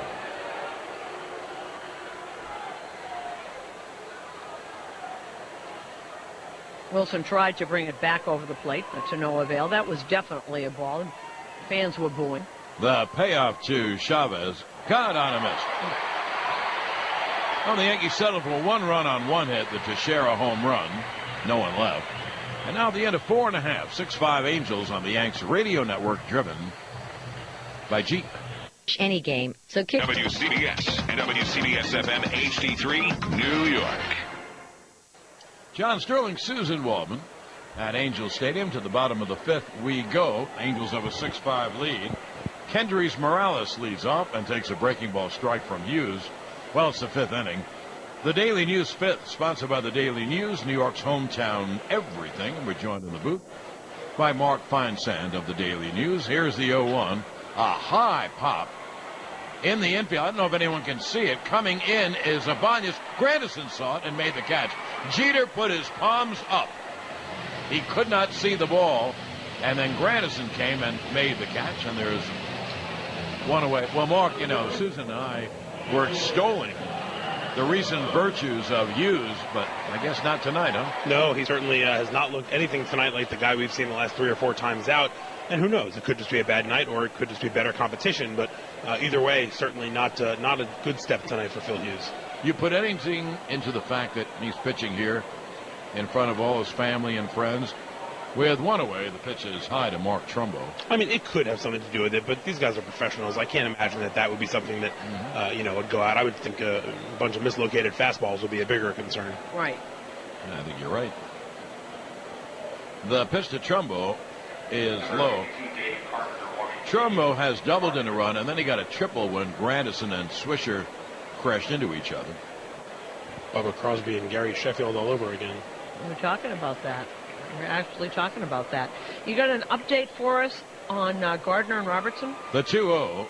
There's a strike with the fastball to count 2-1. Yeah, they both worked out today in Tampa. Gardner did some dry swings, didn't actually take BP or anything, but it's a step-by-step process with him because he's been there to the point where he's gotten to the rehab assignment and not been able to get past it. 2-1, foul back, 2-2. Well, then this isn't close, is it? Well, Joe said he's probably a week away from a rehab assignment. So you're looking at maybe, if all goes well, another 10 days before he rejoins the team, and that's if all goes well. The problem at this point is every time that he's increased it to the point where he's either been close to a rehab assignment or in one case where he actually went on a rehab assignment, he's had a setback and felt the problem in the elbow again. I'll be a 2-2 to Trumbo, and Hughes deals low. And the count 3-2. Hughes has thrown 76 pitches. There's no one up in the Yankee bullpen. Mark, does that surprise you that Hughes is still in this game? Well, he's settled down to some extent. Here's the payoff, and it's grounded foul at home plate. I know he's given up the 2 runs since the first. One of them was on that, Trumbo ball that the 2 guys collided on. If Granderson or Swisher catch that ball, that run doesn't score. But, right now I think Girardi's probably looking at it saying he overcame the bad first, and he's seen some signs after that.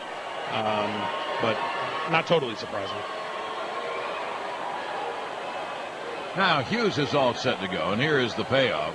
Fouled away. One thing that could make him make a change, although it's getting late, is that Garcia and Phelps have not pitched very much. I mean, they both could go in and pitch a while. Yeah, that's true. I think Phelps would probably be at this point the first one out.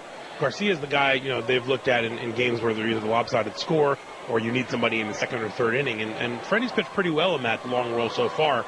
I know he gave him a couple runs his last time out, but his first 3 or 4 outings were very good. Now here's the payoff.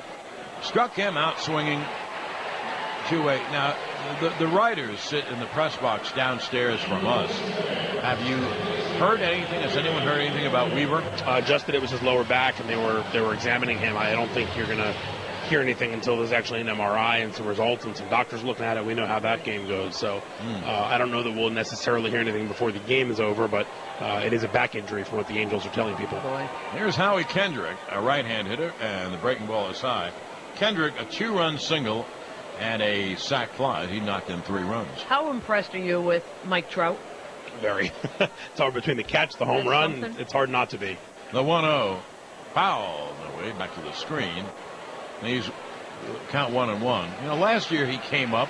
He showed flashes, but he was 19. He really can't hit in the major leagues unless you're Bryce Harper. But he looks like he's here to stay. Well, now he's a seasoned veteran at 20. So yeah. There's the 1-1 to Kendrick. And the pitch misses, and the count 2-1. Well, he's still a rookie, though, because they're talking about Rookie of the Year. Oh, look, he's very impressive. He's got a lot of tools, fast, powerful, and like I said, 20 years old. Going to get a lot better. The 2-1 is low, and the count 3-1. I can't even imagine being 20 and playing Major League Baseball. Wow. Does that sound great? I can't even imagine being 20. It'll be a 3-1 to Kendrick.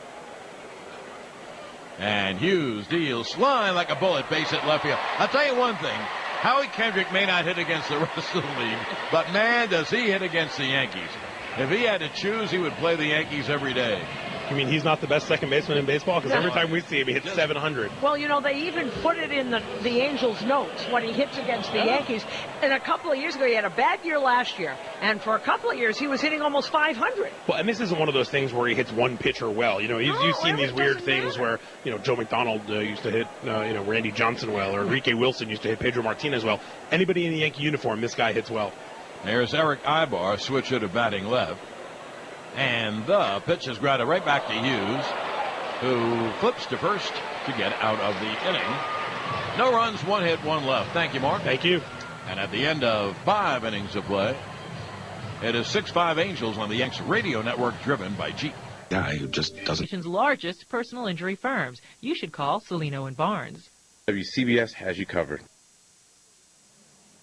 Well, the new pitcher for the Angels is 25-year-old David Carpenter. He made his major league debut April 13th against the Yanks.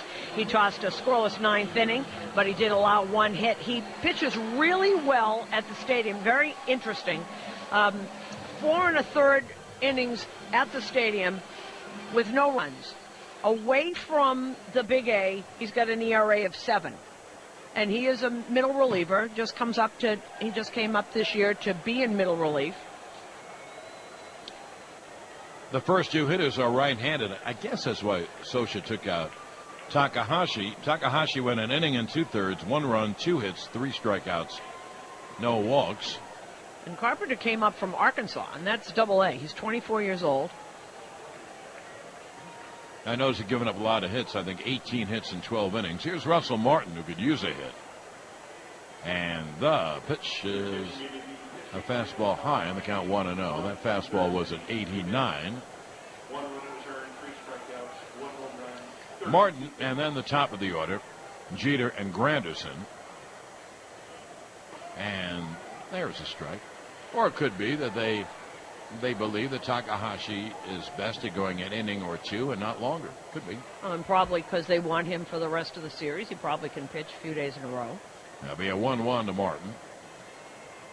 Swung on and lined at deep right field.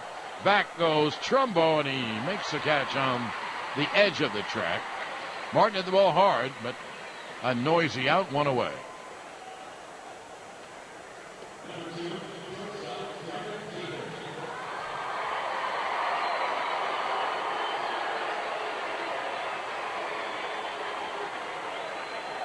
You know, as it gets dark here, John, look across. You can see the lights from what used to be called the Duck Pond. What's it called now? It's called something else. The Honda something. Yeah, that's a beautiful arena. Yeah. And that's where the Anaheim Ducks play.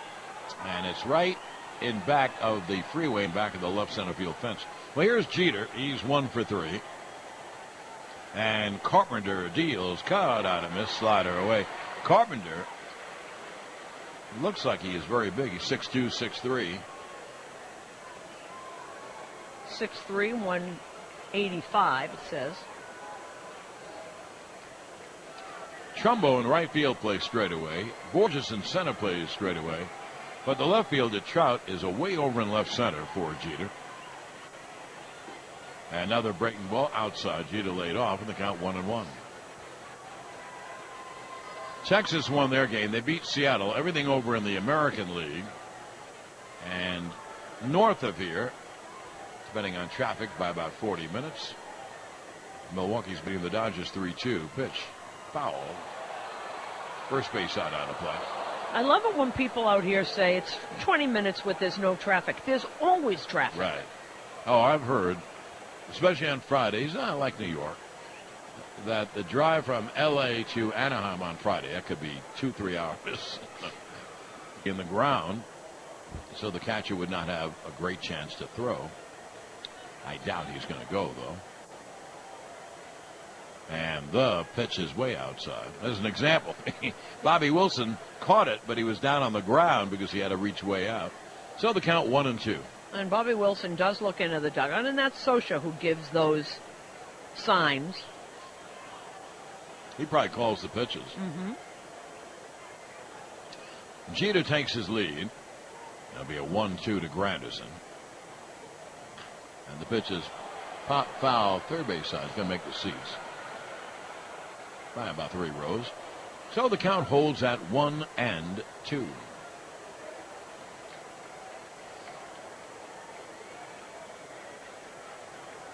Oh, about 4 or 5 steps over in left center. There'll be an 0-2. And the pitch cut on him. This was a breaking ball down and away. So no runs, no hits, 1 left.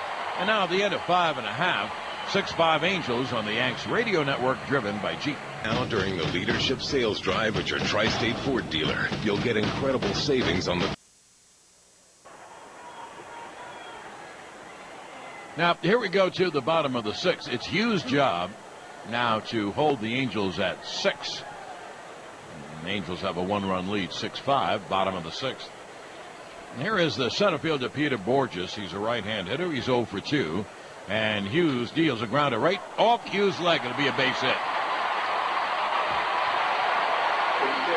A terrible beginning for the inning. Peter Borges is as fast as anyone. Hit a ground ball back to the mound, and Hughes couldn't field it. So there's an opening single. Now you allow Bobby Wilson to bunt him over, and then who knows? You get a base hit, you get a run.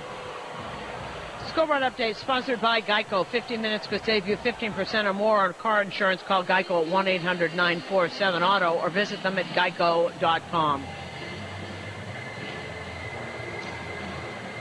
We'll start with the National League. St. Louis beat Atlanta 8-2. It was Phillies over the Mets 8-4. Miami. This looks like Cody Epley is up. Right-handed side armor is up. Cody Epley in the pen. Miami beat Washington 5-3. It was the Pirates over Cincinnati 4-1. The Cubs finally broke their losing streak, beat San Diego 11-7. Colorado in the first of 2. They beat Houston 9-7 in the first game. Still 6-6, top of the 9th in Colorado in game 2. San Francisco beat Arizona 4-2, and they're in the top of the 9th at Dodger Stadium. Milwaukee leading the Dodgers 3-2. Now here is Wilson, who has singled and struck out, almost sure to bunt. Wilson is hitting 169 coming into the game. No homers on an RBI. A-Rod weighing at third. Teixeira has to stay at first. You got to hold the runner on, so the Yankees will have a chance to throw that base runner. Peter Borges out at second. It was a ground ball back to the mound. Hughes just lost it, just kicked it, and then rolled to the third base side of the mound. And Borges is so quick there couldn't be a throw. Hughes hasn't allowed a stolen base all year. This might be a good test for him, though. Now the right-hander is set, and the pitch. There's the bunt up the first baseline. Great bunt. Teixeira underhands to Cano. Sacrifice works 3-4. And now Borges at second with 1 out for Trout and is Tourist. Everything over in the American League. Boston beat Detroit 7-4. It was the Twins over Oakland 5-4. White Sox beat Tampa Bay 2-1. Great pitching matchup there. Chris Sale, 15 strikeouts with the win. Matt Moore, 10 strikeouts with the loss. And here comes Joe Girardi.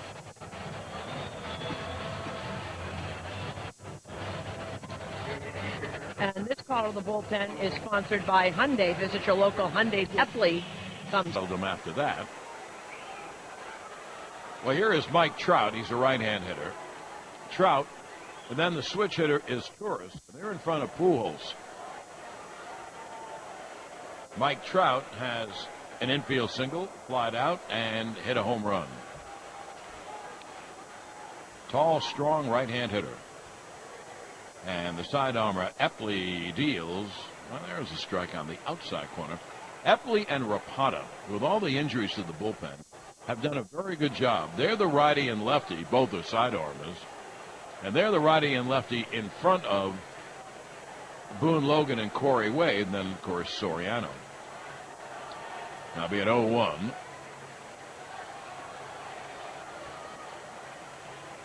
Kind of an odd mixture. Rapata, a veteran lefty, has been around the block several times. And Epley is a rookie.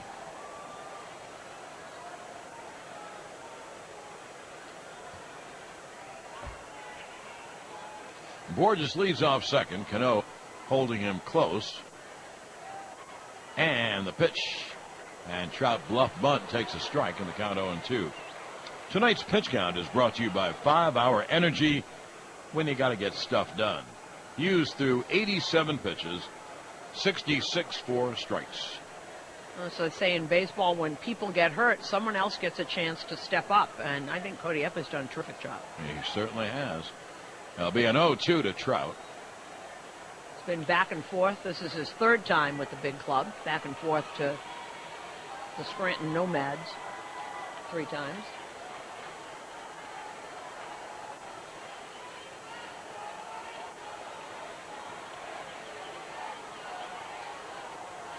Now, the right-hander Epley is set. It'll be an 0-2 to Trout. And the pitch, breaking ball away. Now the count 1-2.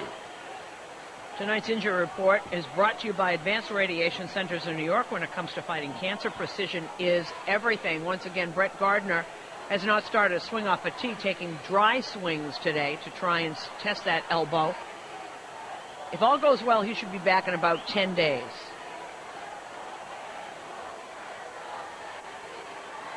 Now Epley set to go. It'll be a 1-2 to Trout pitch. Swung on a high fly to deep left.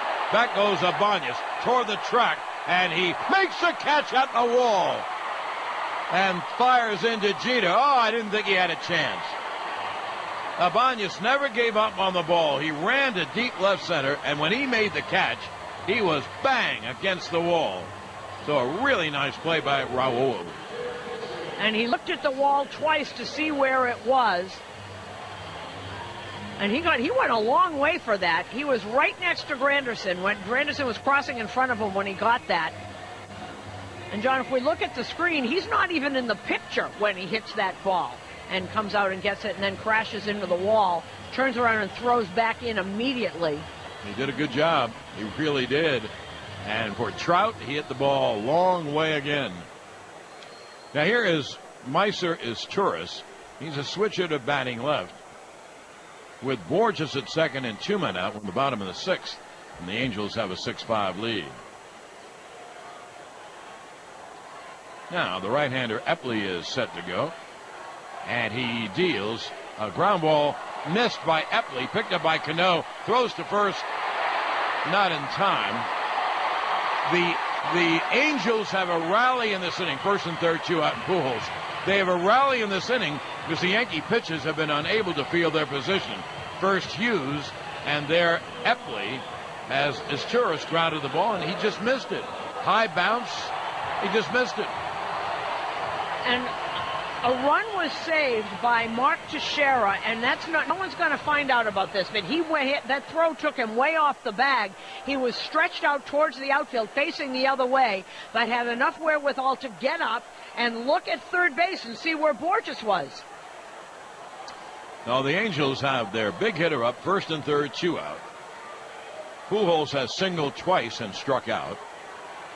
And the right-hander Epley deals.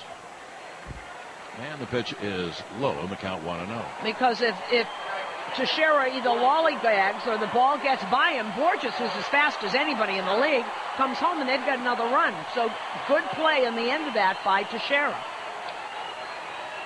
First and third, Turris might run. You don't want to take the bat out of Pujols' hands, but Turris has stolen 9 out of 9 pitch. Way outside. Great save by Martin. A great save, or that's a run.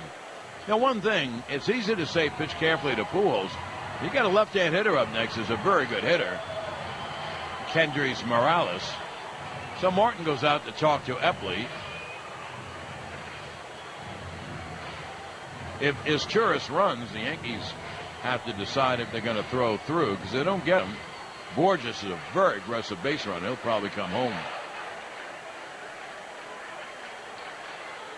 6-5 Angels, bottom of the 6th. Terrific baseball game.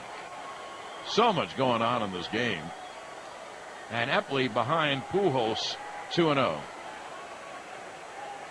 Now the right-hander is set, and the 2-0 is low. The count 3-0.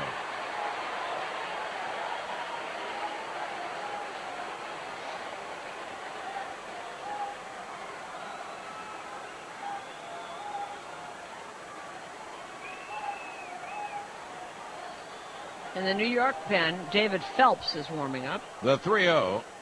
That is a strike in the count 3-1. Pujols taking. You know he's on his own. Borges off third. And Izturis off first with 2 outs here in the 6th. Angels trying to add to their 6-5 lead. Epley deals. It's low and the bases are loaded. No, bases loaded, 2 out. And that'll bring up Kendrys Morales. We're looking at Rothschild, Pena, and Girardi all talking. And here comes Girardi. Now this is interesting, John, because David Phelps is warming up. Right-hander, obviously.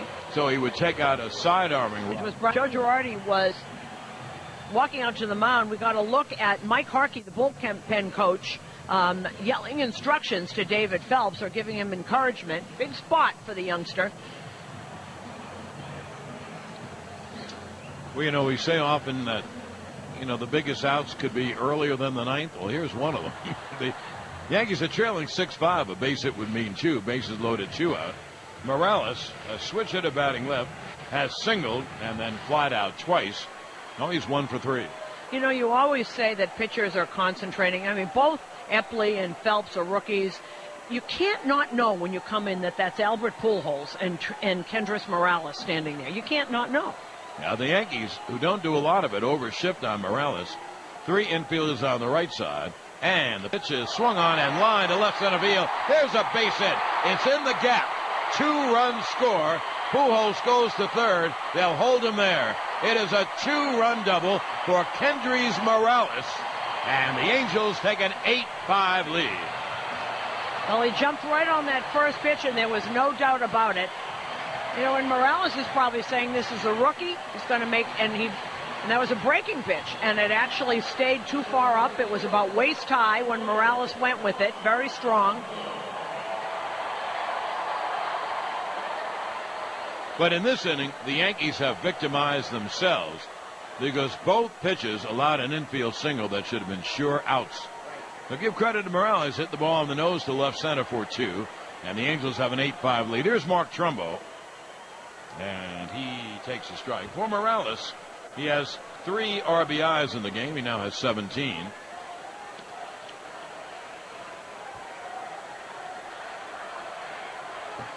But this inning was started on an infield single by Borges. Pitch is low. That Hughes should have easily thrown him out.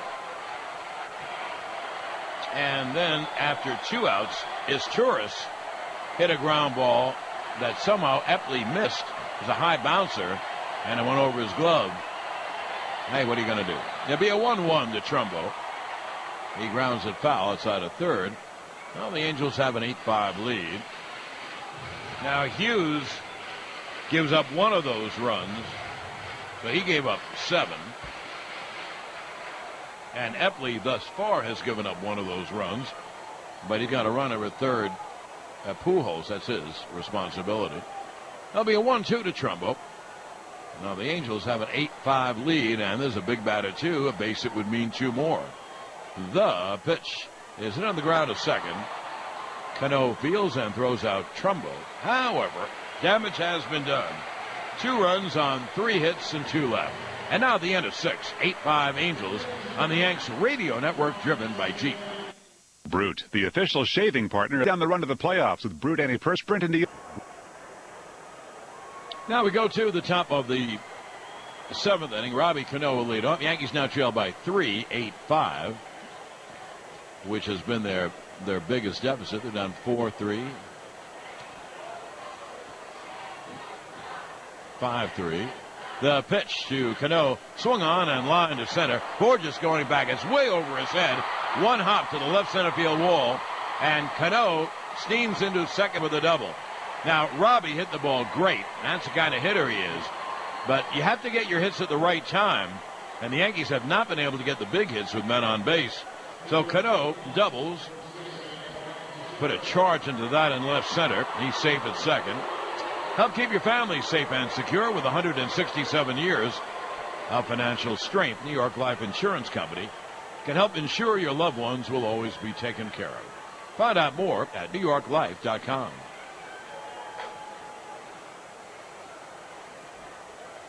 Here's Mark Teixeira, who has walked twice and homered. And the pitch is low outside. Well, you see this with a Cano double. Well, that was a big inning for the Angels to get those 2 scratch singles that really should have been fielded by the 2 pitchers. Ultimately, they loaded the bases, and Morales had the 2-run hit. That'll be a 1-0 to Teixeira. And the breaking ball's inside. And the Angels quickly begin their bullpen. And Carpenter's really all over the place here. And that's Jason Isringhausen. Here comes Mike Butcher out to talk to Carpenter.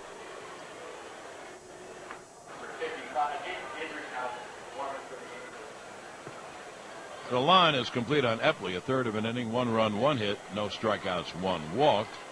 Hughes 5 1/3, 7 runs, 11 hits, 3 strikeouts, no walks.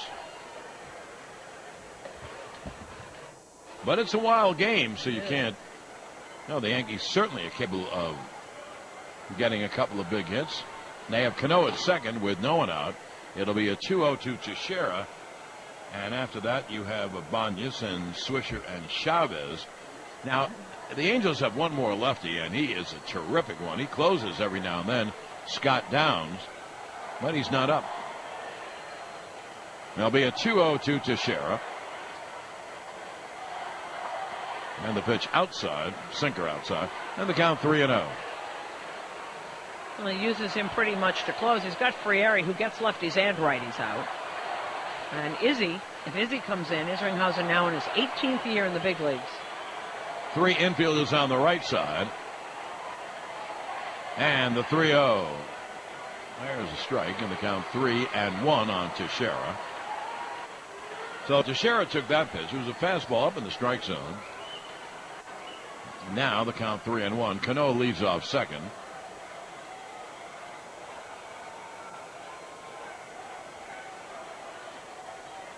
And the right-hander Carpenter deals low outside. So Teixeira walks for the 3rd time.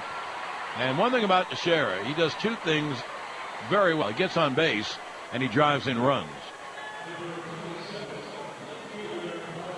And that double by Robbie Cano was his 304th, and he just tied Paul O'Neill on the all-time doubles list in the Yankees. And that call just went out to the bullpen to see if he's ready. There's Ibanez. He's the tying run.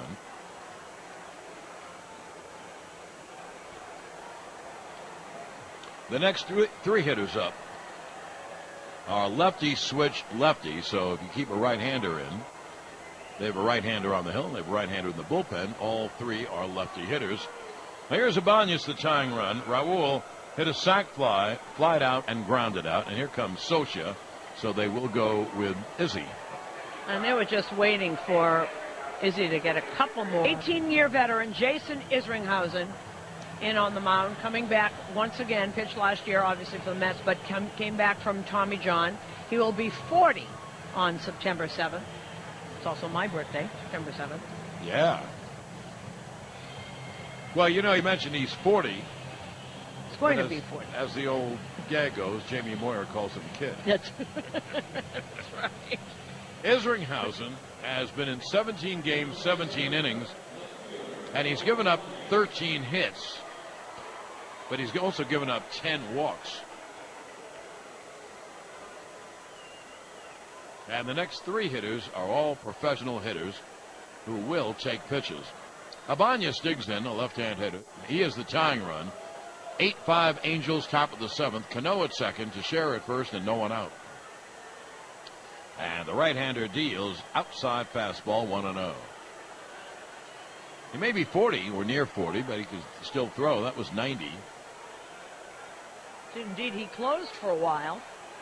And he's converted himself, stayed in the game all these years. 18 years. Wow. That'll be a 1-0 to Ibanez. And another fastball outside, 2-0. See, if you don't chase, if you don't expand the strike zone, you get in good hitting counts. Doesn't mean you get a hit, but you get in good hitting counts, and there's Ibanez in a very good hitting count, 2-0. The outfield plays him straight away. The right-hander Isringhausen at the belt, and the pitch is swung on and hit foul. Down first, and Mick Kelleher did a great job to jump out of the way. No one's going to laugh about that. That would have stung. Boy, did he hit it. That is an agile man down there. He sure is. The old cowboy, Mick Kelleher. So Ibanez was really ready and hit it hard, just foul. That'll be a 2-1. Cano off second, Teixeira off first, no one out.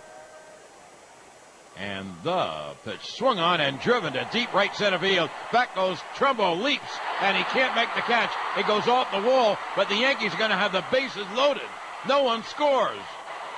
Cano held. Teixeira was running, and Teixeira was about ready to pass him.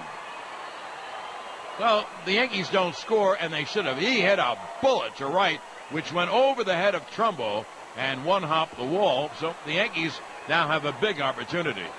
You know, for one thing, though, where Cano was, I thought Trumbo was going to get that ball. So up here, we thought that. I thought he had it. It went off the end of his glove. He was there. If he had taken one more step, he would have had it. And I thought he was going to get it, and I gather Robbie did too, but Teixeira didn't because he ended up on second base, and he was standing there with Robbie. We're looking at it again. It went right off the top of his glove. Yeah, he got his glove on it, and then it one-hopped the wall. So it's just a single for Ibanez, the longest, hardest single ever hit. Here is Swisher. The tying runs are on base. Swisher is the go-ahead run, and the pitch is low, and the count 1-0. Boy, did Ibanez hit that. Now, Trumbo is very inexperienced. He's a first baseman, and he plays some third this year, but he's now in the outfield. Swisher is 0 for 3. And the pitch is swung on, a high fly to left. It's in the ballpark. Back goes Trout, and he makes the catch. Cano will score easily. It's a sac fly and an RBI for Swisher, and the Yankees now trail 8-6. Boy, the two infield hits that the two pitches, Hughes and Epley, didn't field. Whoa, are they big. And Angels TV was showing a picture of Socha after Trumbo messed up that pitch, after it messed up that catch. It's a trade-off. You want Mark Trumbo in the game somewhere. You live with mistakes that he's going to make. He's never played the outfield. He's a first baseman. And there is a guy at first base. Yes, and there will be for a very long time. Yes. So it's 8-6 Angels. And the Yankees have Teixeira at second, Ibanez at first, one out, top of the seventh. And here is Eric Chavez. And the pitch is a breaking ball low, 1-0. Chavez intentionally walked and hit a bullet to left center that should have been a ribby double, but Trout made an amazing catch, and then Eric struck out. The Yankees 1 for 6 tonight with runners in scoring position. The Angels 5 for 8. That'll be a 1-0 to Eric, and the pitch is swung on and pop foul, third base out of play, and the count 1-1. And the Yankee fans are getting going. Let's go Yankees. All the seats that we saw were empty at the beginning of the game are all filled now. Oh, this is a flat-out sellout plus standing room. And they're seeing one whale of a ball game. This is a great game. You know, I love baseball games like this. I want runs and hits and relief pitches and people on base, and that's the kind of game. It's been a crazy game, and it ain't over yet. There'll be a 1-1 to Chavez. Hit on the ground to first. Pujols will take it himself. The runners move to second and third, so there are two outs, and the Yankees are a base hit away from tying the game.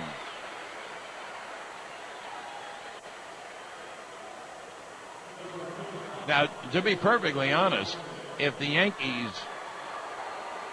do not get that hit I mentioned would tie the game, well, then they have stubbed their toe because they have the bases loaded, no one out, and would get only one run. So here is another big batter in the game. There's a lot of them. Russell Martin. Yankees have second and third, two out, the two tying runs. Martin is 0 for 3. And Isringhausen deals way outside in the count 1-0. Well, as Joe Torre used to say, he needs a personality hit. As Russell Martin now down to 172. This could go a long way to helping him if he could get a hit right here. Runners lead, second and third, 2 out. The 2 tying runs. Pitch. Count on him. Missed. Fastball in. And the count 1-1. And Izzy doesn't throw like he used to in the midnights. That was 89 miles an hour. You put it in the right spot, as my partner John Sterling says, it's fast enough. Yeah, it certainly is. And he put it in a great spot. Boy. That'll be a 1-1 to Martin. The outfield is very deep. Very, very. And there's the 1-1. Pitch low, which is odd because you shouldn't be in no doubles defense. A single ties the game. And the deeper the outfielder is, the longer it takes them to get the ball. Teixeira is at third. And Ibanez is at second. It'll be a 2-1 to Martin. And the right-hander Isringhausen ready to go. And the pitch low through a breaking ball. Now the count 3-1. Derek Jeter is on deck. And Isringhausen didn't think that was a ball. Neither did Scioscia. But if you're Isringhausen, the last thing you want to do is walk Russell Martin and have Jeter on. So it'll be a 3-1. So Martin is in a good hitting count. 3-1. He's going. There's the 3-1. Swung on and popped up behind the plate. Foul and in the seats by about 4 rows. So the count 3-2. I think it must have been in the new collective bargaining agreement. You have to swing at 3-1. That pitch was, it was high for one thing, but all right. Again, Teixeira leads off third, and Ibanez leads off second. There are 2 out. Top of the 7th. The Angels have an 8-6 lead. The Yankees are. Base it away from tying it. Now the right-hander is set. And the 3-2. Swung on and hit. Base hit. Inside third. Down the left field line. Rolling to the left field corner. It'll be an extra base hit. Martin heads towards second. He's there with a double. Here it is. A 2-run double for Russell Martin. A bullet inside the bag at third. Teixeira and Ibanez scored. And the Yankees have come all the way back to tie the game at 8. And I just saw something I haven't seen in a long time. Joe Girardi is even high-fiving in that dugout. Both these teams are really into this game, and boy, did Russell Martin need that hit. And he hit a shot that flew by Izturis at third.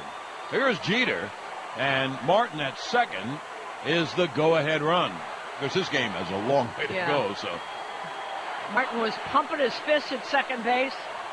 Well, you said it, Susan. He needed the hit so badly. What a big hit. And here's Jeter. And the pitch is low. Jeter 1-for-3 with a walk. What a game. What a baseball game. Tied at 8 in the 7th inning.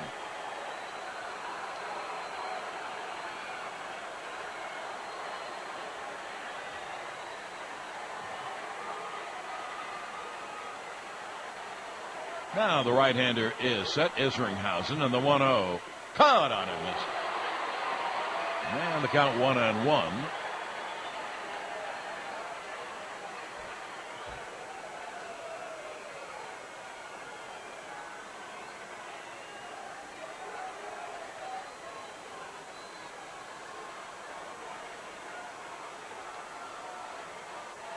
Russell Martin, after his tying 2-run double, leads off second.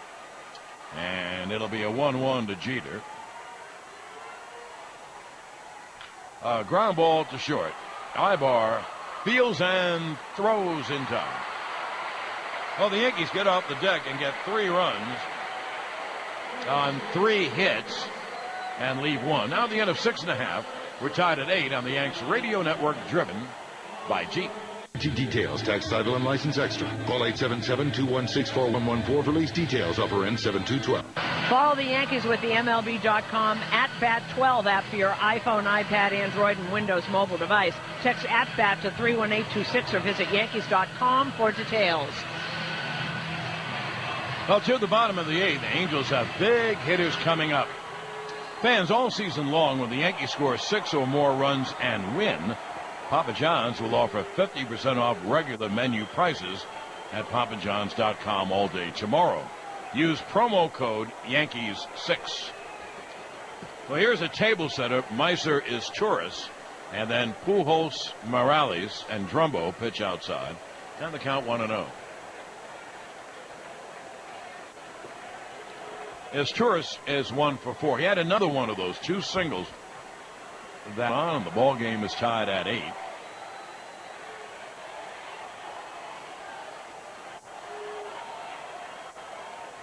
Now Logan set to go, and the pitch is grounded foul outside of third. He got a fastball.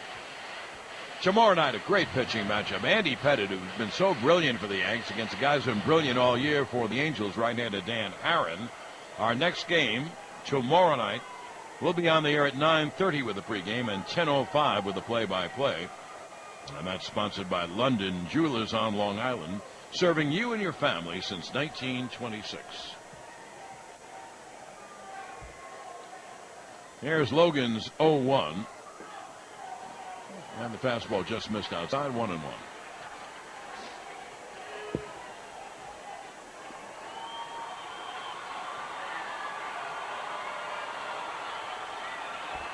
And 2 outs, no one on. Bottom of the 8th.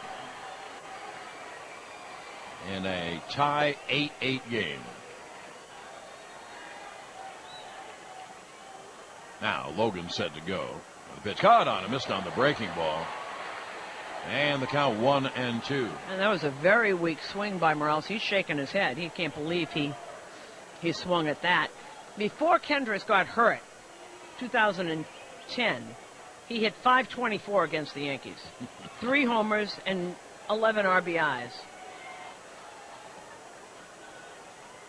You know what? It sounds reasonable because every time it comes up, looks like he has a line drive hit. There'll be a 1-2 to Morales. Pitch up high, fastball. Logan overthrew, and the count 2-2. Logan got that fastball up to 94. That's on the board, of course. And so it'll be a 2-2. Kendrick's also hitting a lot better at home than on the road. 382 at home, 200 on the road. Well, here's the 2-2. Struck him out swinging again. He pulled the string on the breaking ball. Beautiful pitch by Logan. Now 1-2-3 go the Angels. We have played 8. The game is tied at 8 on the Yanks radio network, driven by Jeep. Today on 880 AM. Tune in for your chance to win a pair of Yankee tickets every hour from 6 a.m. to 7 p.m. on WCBS. John Sterling, Susan Waldman at Angel Stadium before a jam-packed crowd. What a game. Tied at 8. Here's Teixeira to lead off against Walden. And there's a strike on the outside corner. Overshift is on. 3 infield is on the right side. And the third baseman is Torres, plays towards second. Pitch is line to right field. It is a base hit. Boy, is that guy hot, huh? So Teixeira lines a single to right. You know that Teixeira's been on base all 5 times. Walk, homer, walk, single. So he's safely at first. Your financial future can be safe and secure with life insurance from New York Life. Contact your New York Life Insurance Company agent or visit them at NewYorkLife.com to find out more. And very aggressive in the strike zone. That's what he started to do. And boy, has he been hot. And as Don Mattingly said, the idea is to hit over the shift, not through it. And that's exactly what he did. Here's Ibanez with a go-ahead run at first and no one out. Pitch. Fastball strike on the outside corner at 95.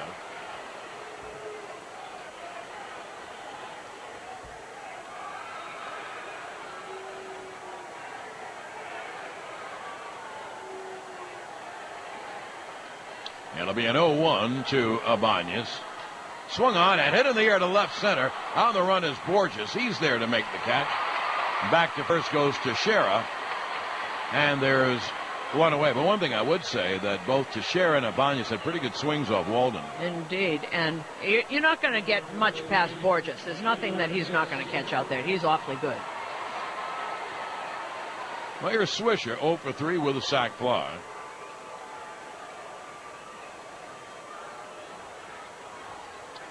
We're tied at 8. Now the outfield really goes deep. Now you can understand it. Now it's no doubles defense. They want to cut off something in the gap so Teixeira doesn't score from first. And Walden deals. There's a strike. Walden throwing a lot of strikes. He's ahead of every hitter. 97 miles an hour with that one. Of course, if you do something, you give up something. That's how it is in life. And if Swisher mishits and hits a fly ball short, it'll drop in. The outfield way back. Pitch is high in the count 1-1. In case the Yankees take the lead, Soriano is warming up. And I guess in case they don't take the lead, Corey Wade is warming up. Right-hand hitters are coming up. Trumbo and Kendrick.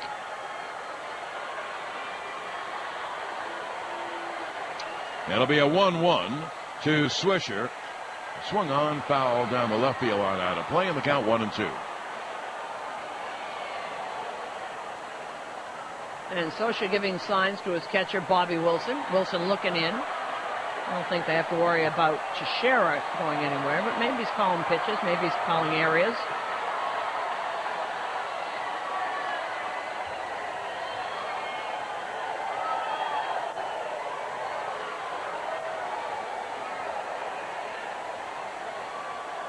Now the right-hander is set, be a 1-2. And it's a fastball outside 2-2 on Swisher.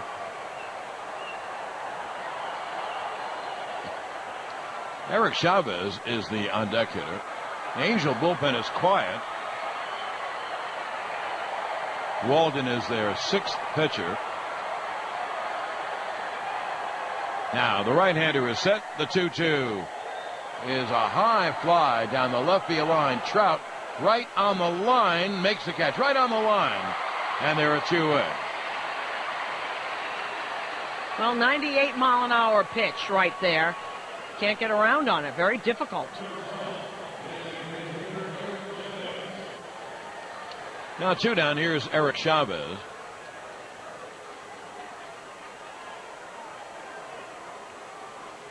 Though Teixeira had an inning opening single and is there after the Ibanez fly ball to center and the Swisher fly ball to left. And the pitch to Chavez low and away. Chavez 0 for 3 with a walk.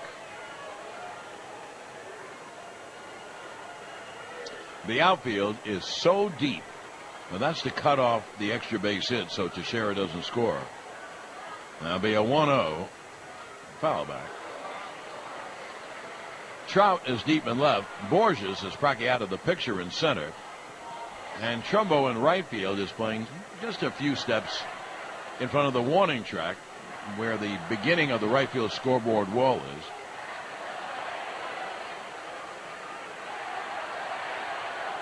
Now the right-hander deals low. Beautifully blocked by Bobby Wilson. That was a slider, and the count 2-1 on Chavez. That bounced right on the plate, went into the chest protector, and Wilson moved over beautifully. Well done.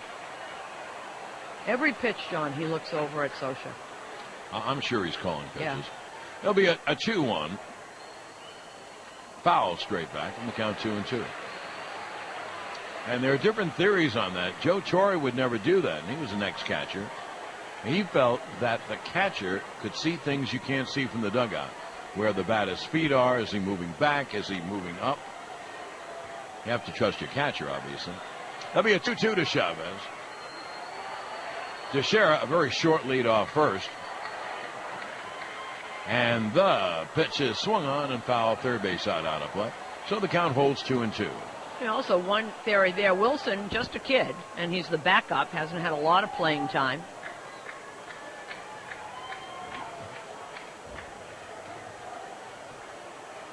Once again, it'll be a 2-2 to Chavez.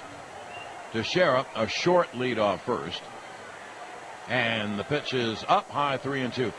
I wish I could tell you how deep Borges is playing. I don't think I've ever seen anyone play that deep. He's just a few steps away from the warning track, about 2 or 3 steps over in left center, figuring Chavez won't pull. Well, this gives one advantage to Teixeira. He's off with the pitch. 3 balls, 2 strikes, 2 outs. So he'll be a running. And Walden is set, and the payoff. Swung on and lined deep, but foul down the left field line.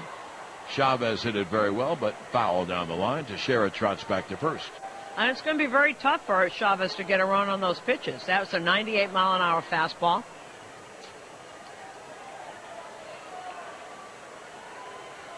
Russell Martin is on deck.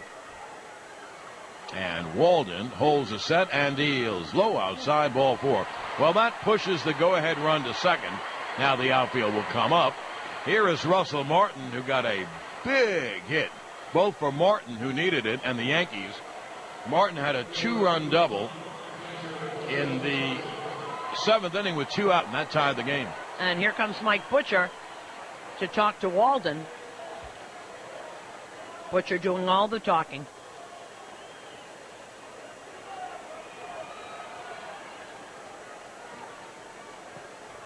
Now in this spot where you don't need the long ball, and the outfield moves up considerably, where you don't need the long ball, you just need a batter to be able to get the bat on the ball, maybe spray it to the opposite field, right field, for example.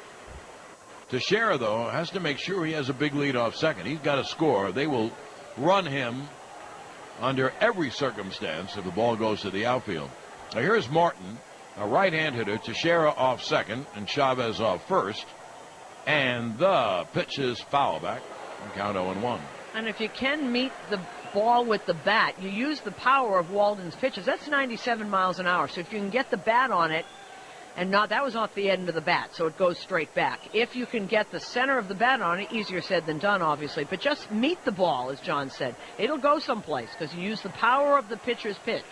That'll be an 0-1 to Martin. Runners lead off first and second. 2-out pitch is a strike to a breaking ball. You can't be ready to hit his breaking ball. He throws so hard. So the count 0-2. So Walden, and a big batter, jumps way ahead. And the 0-2 up high, overthrew it. I'll say he did. They put it on the board at 99, and the count 1-2.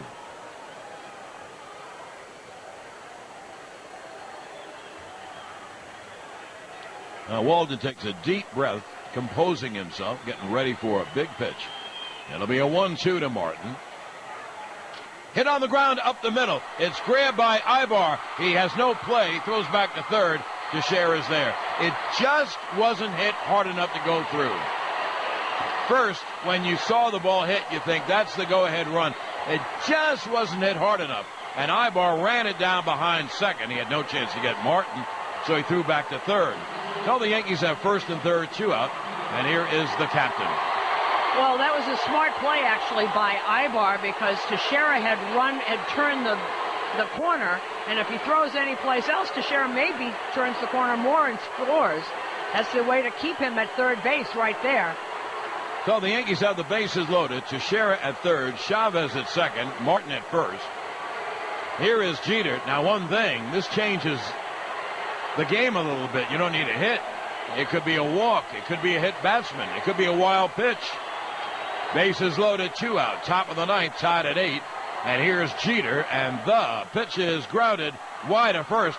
Pujols goes to second in time, and that'll take care of the rally. No runs on 2 hits and 3 left. And now at the end of 8.5, we're tied at 8 on the New York Yankees radio network, driven by Jeep. Well, Corey Wade comes on to pitch the bottom of the ninth. The Yankees, they really battled Walden. That was a very good inning, and you notice that Martin has 2 hits in a row, and he really needed him. He hit a ground ball up the middle. It just wasn't hard enough to get through. Ibar ran it down on the edge of the outfield grass, and so instead of the run scoring, it was bases loaded, and Jeter grounded out. So here's Corey Wade trying to send the game to extra innings. The ball game tied at 8, and Wade will face Trumbo, Kendrick. They're both right-hand hitters. Then a switch hitter, Ibar. And then 2 more right-hand hitters, Borges and Wilson.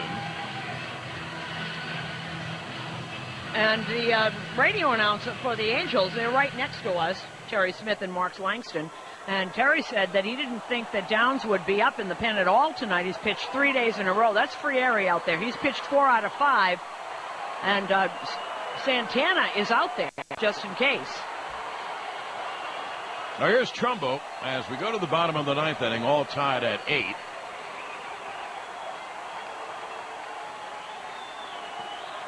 Trumbo has doubled, tripled, struck out and grounded out, and the pitch cut on a miss. Now, one thing about his triple, Grandison was about to catch the ball near the right center field wall, and Swisher, running for the ball too, ran him down. They both went down on the ground, and there was a triple for Trumbo.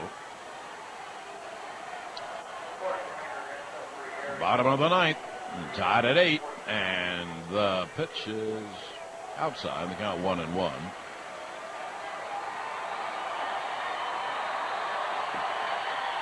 Wade is the pitcher of record, and Walden is the pitcher of record right now.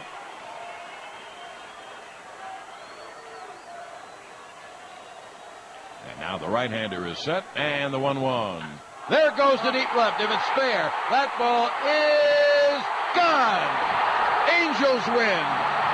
Mark Trumbo hit one deep down the line inside the foul pole. It's a walk-off home run from Mark Trumbo. And the Angels win the ball game 9-8. Well, it's not a happy ending for the Yankees, but what a terrific baseball game. And won on a walk-off home run in the bottom of the 9th by Mark Trumbo. So the Angels win it 9-8. We'll get back with the totals in a moment here on the New York Yankees Radio Network, driven by Jeep. Well, back at Angels Stadium, a classic ball game. I mean, just a terrific game. And the Yankees, who had a chance to move within one game of both Baltimore and Tampa, lose in the bottom of the 9th on a long home run by Trumbo. The only question is, was it going to be fair or foul? He hit the tar out of it and stayed fair, just around the foul pole for the home run. No argument. It was fair ball. And the Angels win the game by the score of 9-8. The Yankees hit 2 home runs tonight, and it brings their season total to 74. Now, for every home run the Yankees hit this year, your local Hyundai dealers donate $100 to the Hope and Heroes Foundation. The season total stands at $7,400. I'll give you the totals. Hey, Carlos, I just wanted to get the attendance.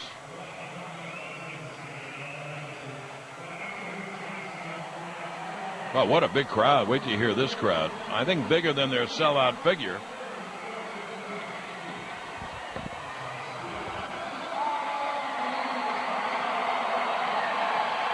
Now, here are the totals in the game. For the Yanks, 8 runs, 10 hits, 1 error. They left 11. And for the Angels, 9 runs, 15 hits, 3 errors. They left 8. Corey Wade, the loser, 0-1. And Jordy Walden is the winner. He's 2-1.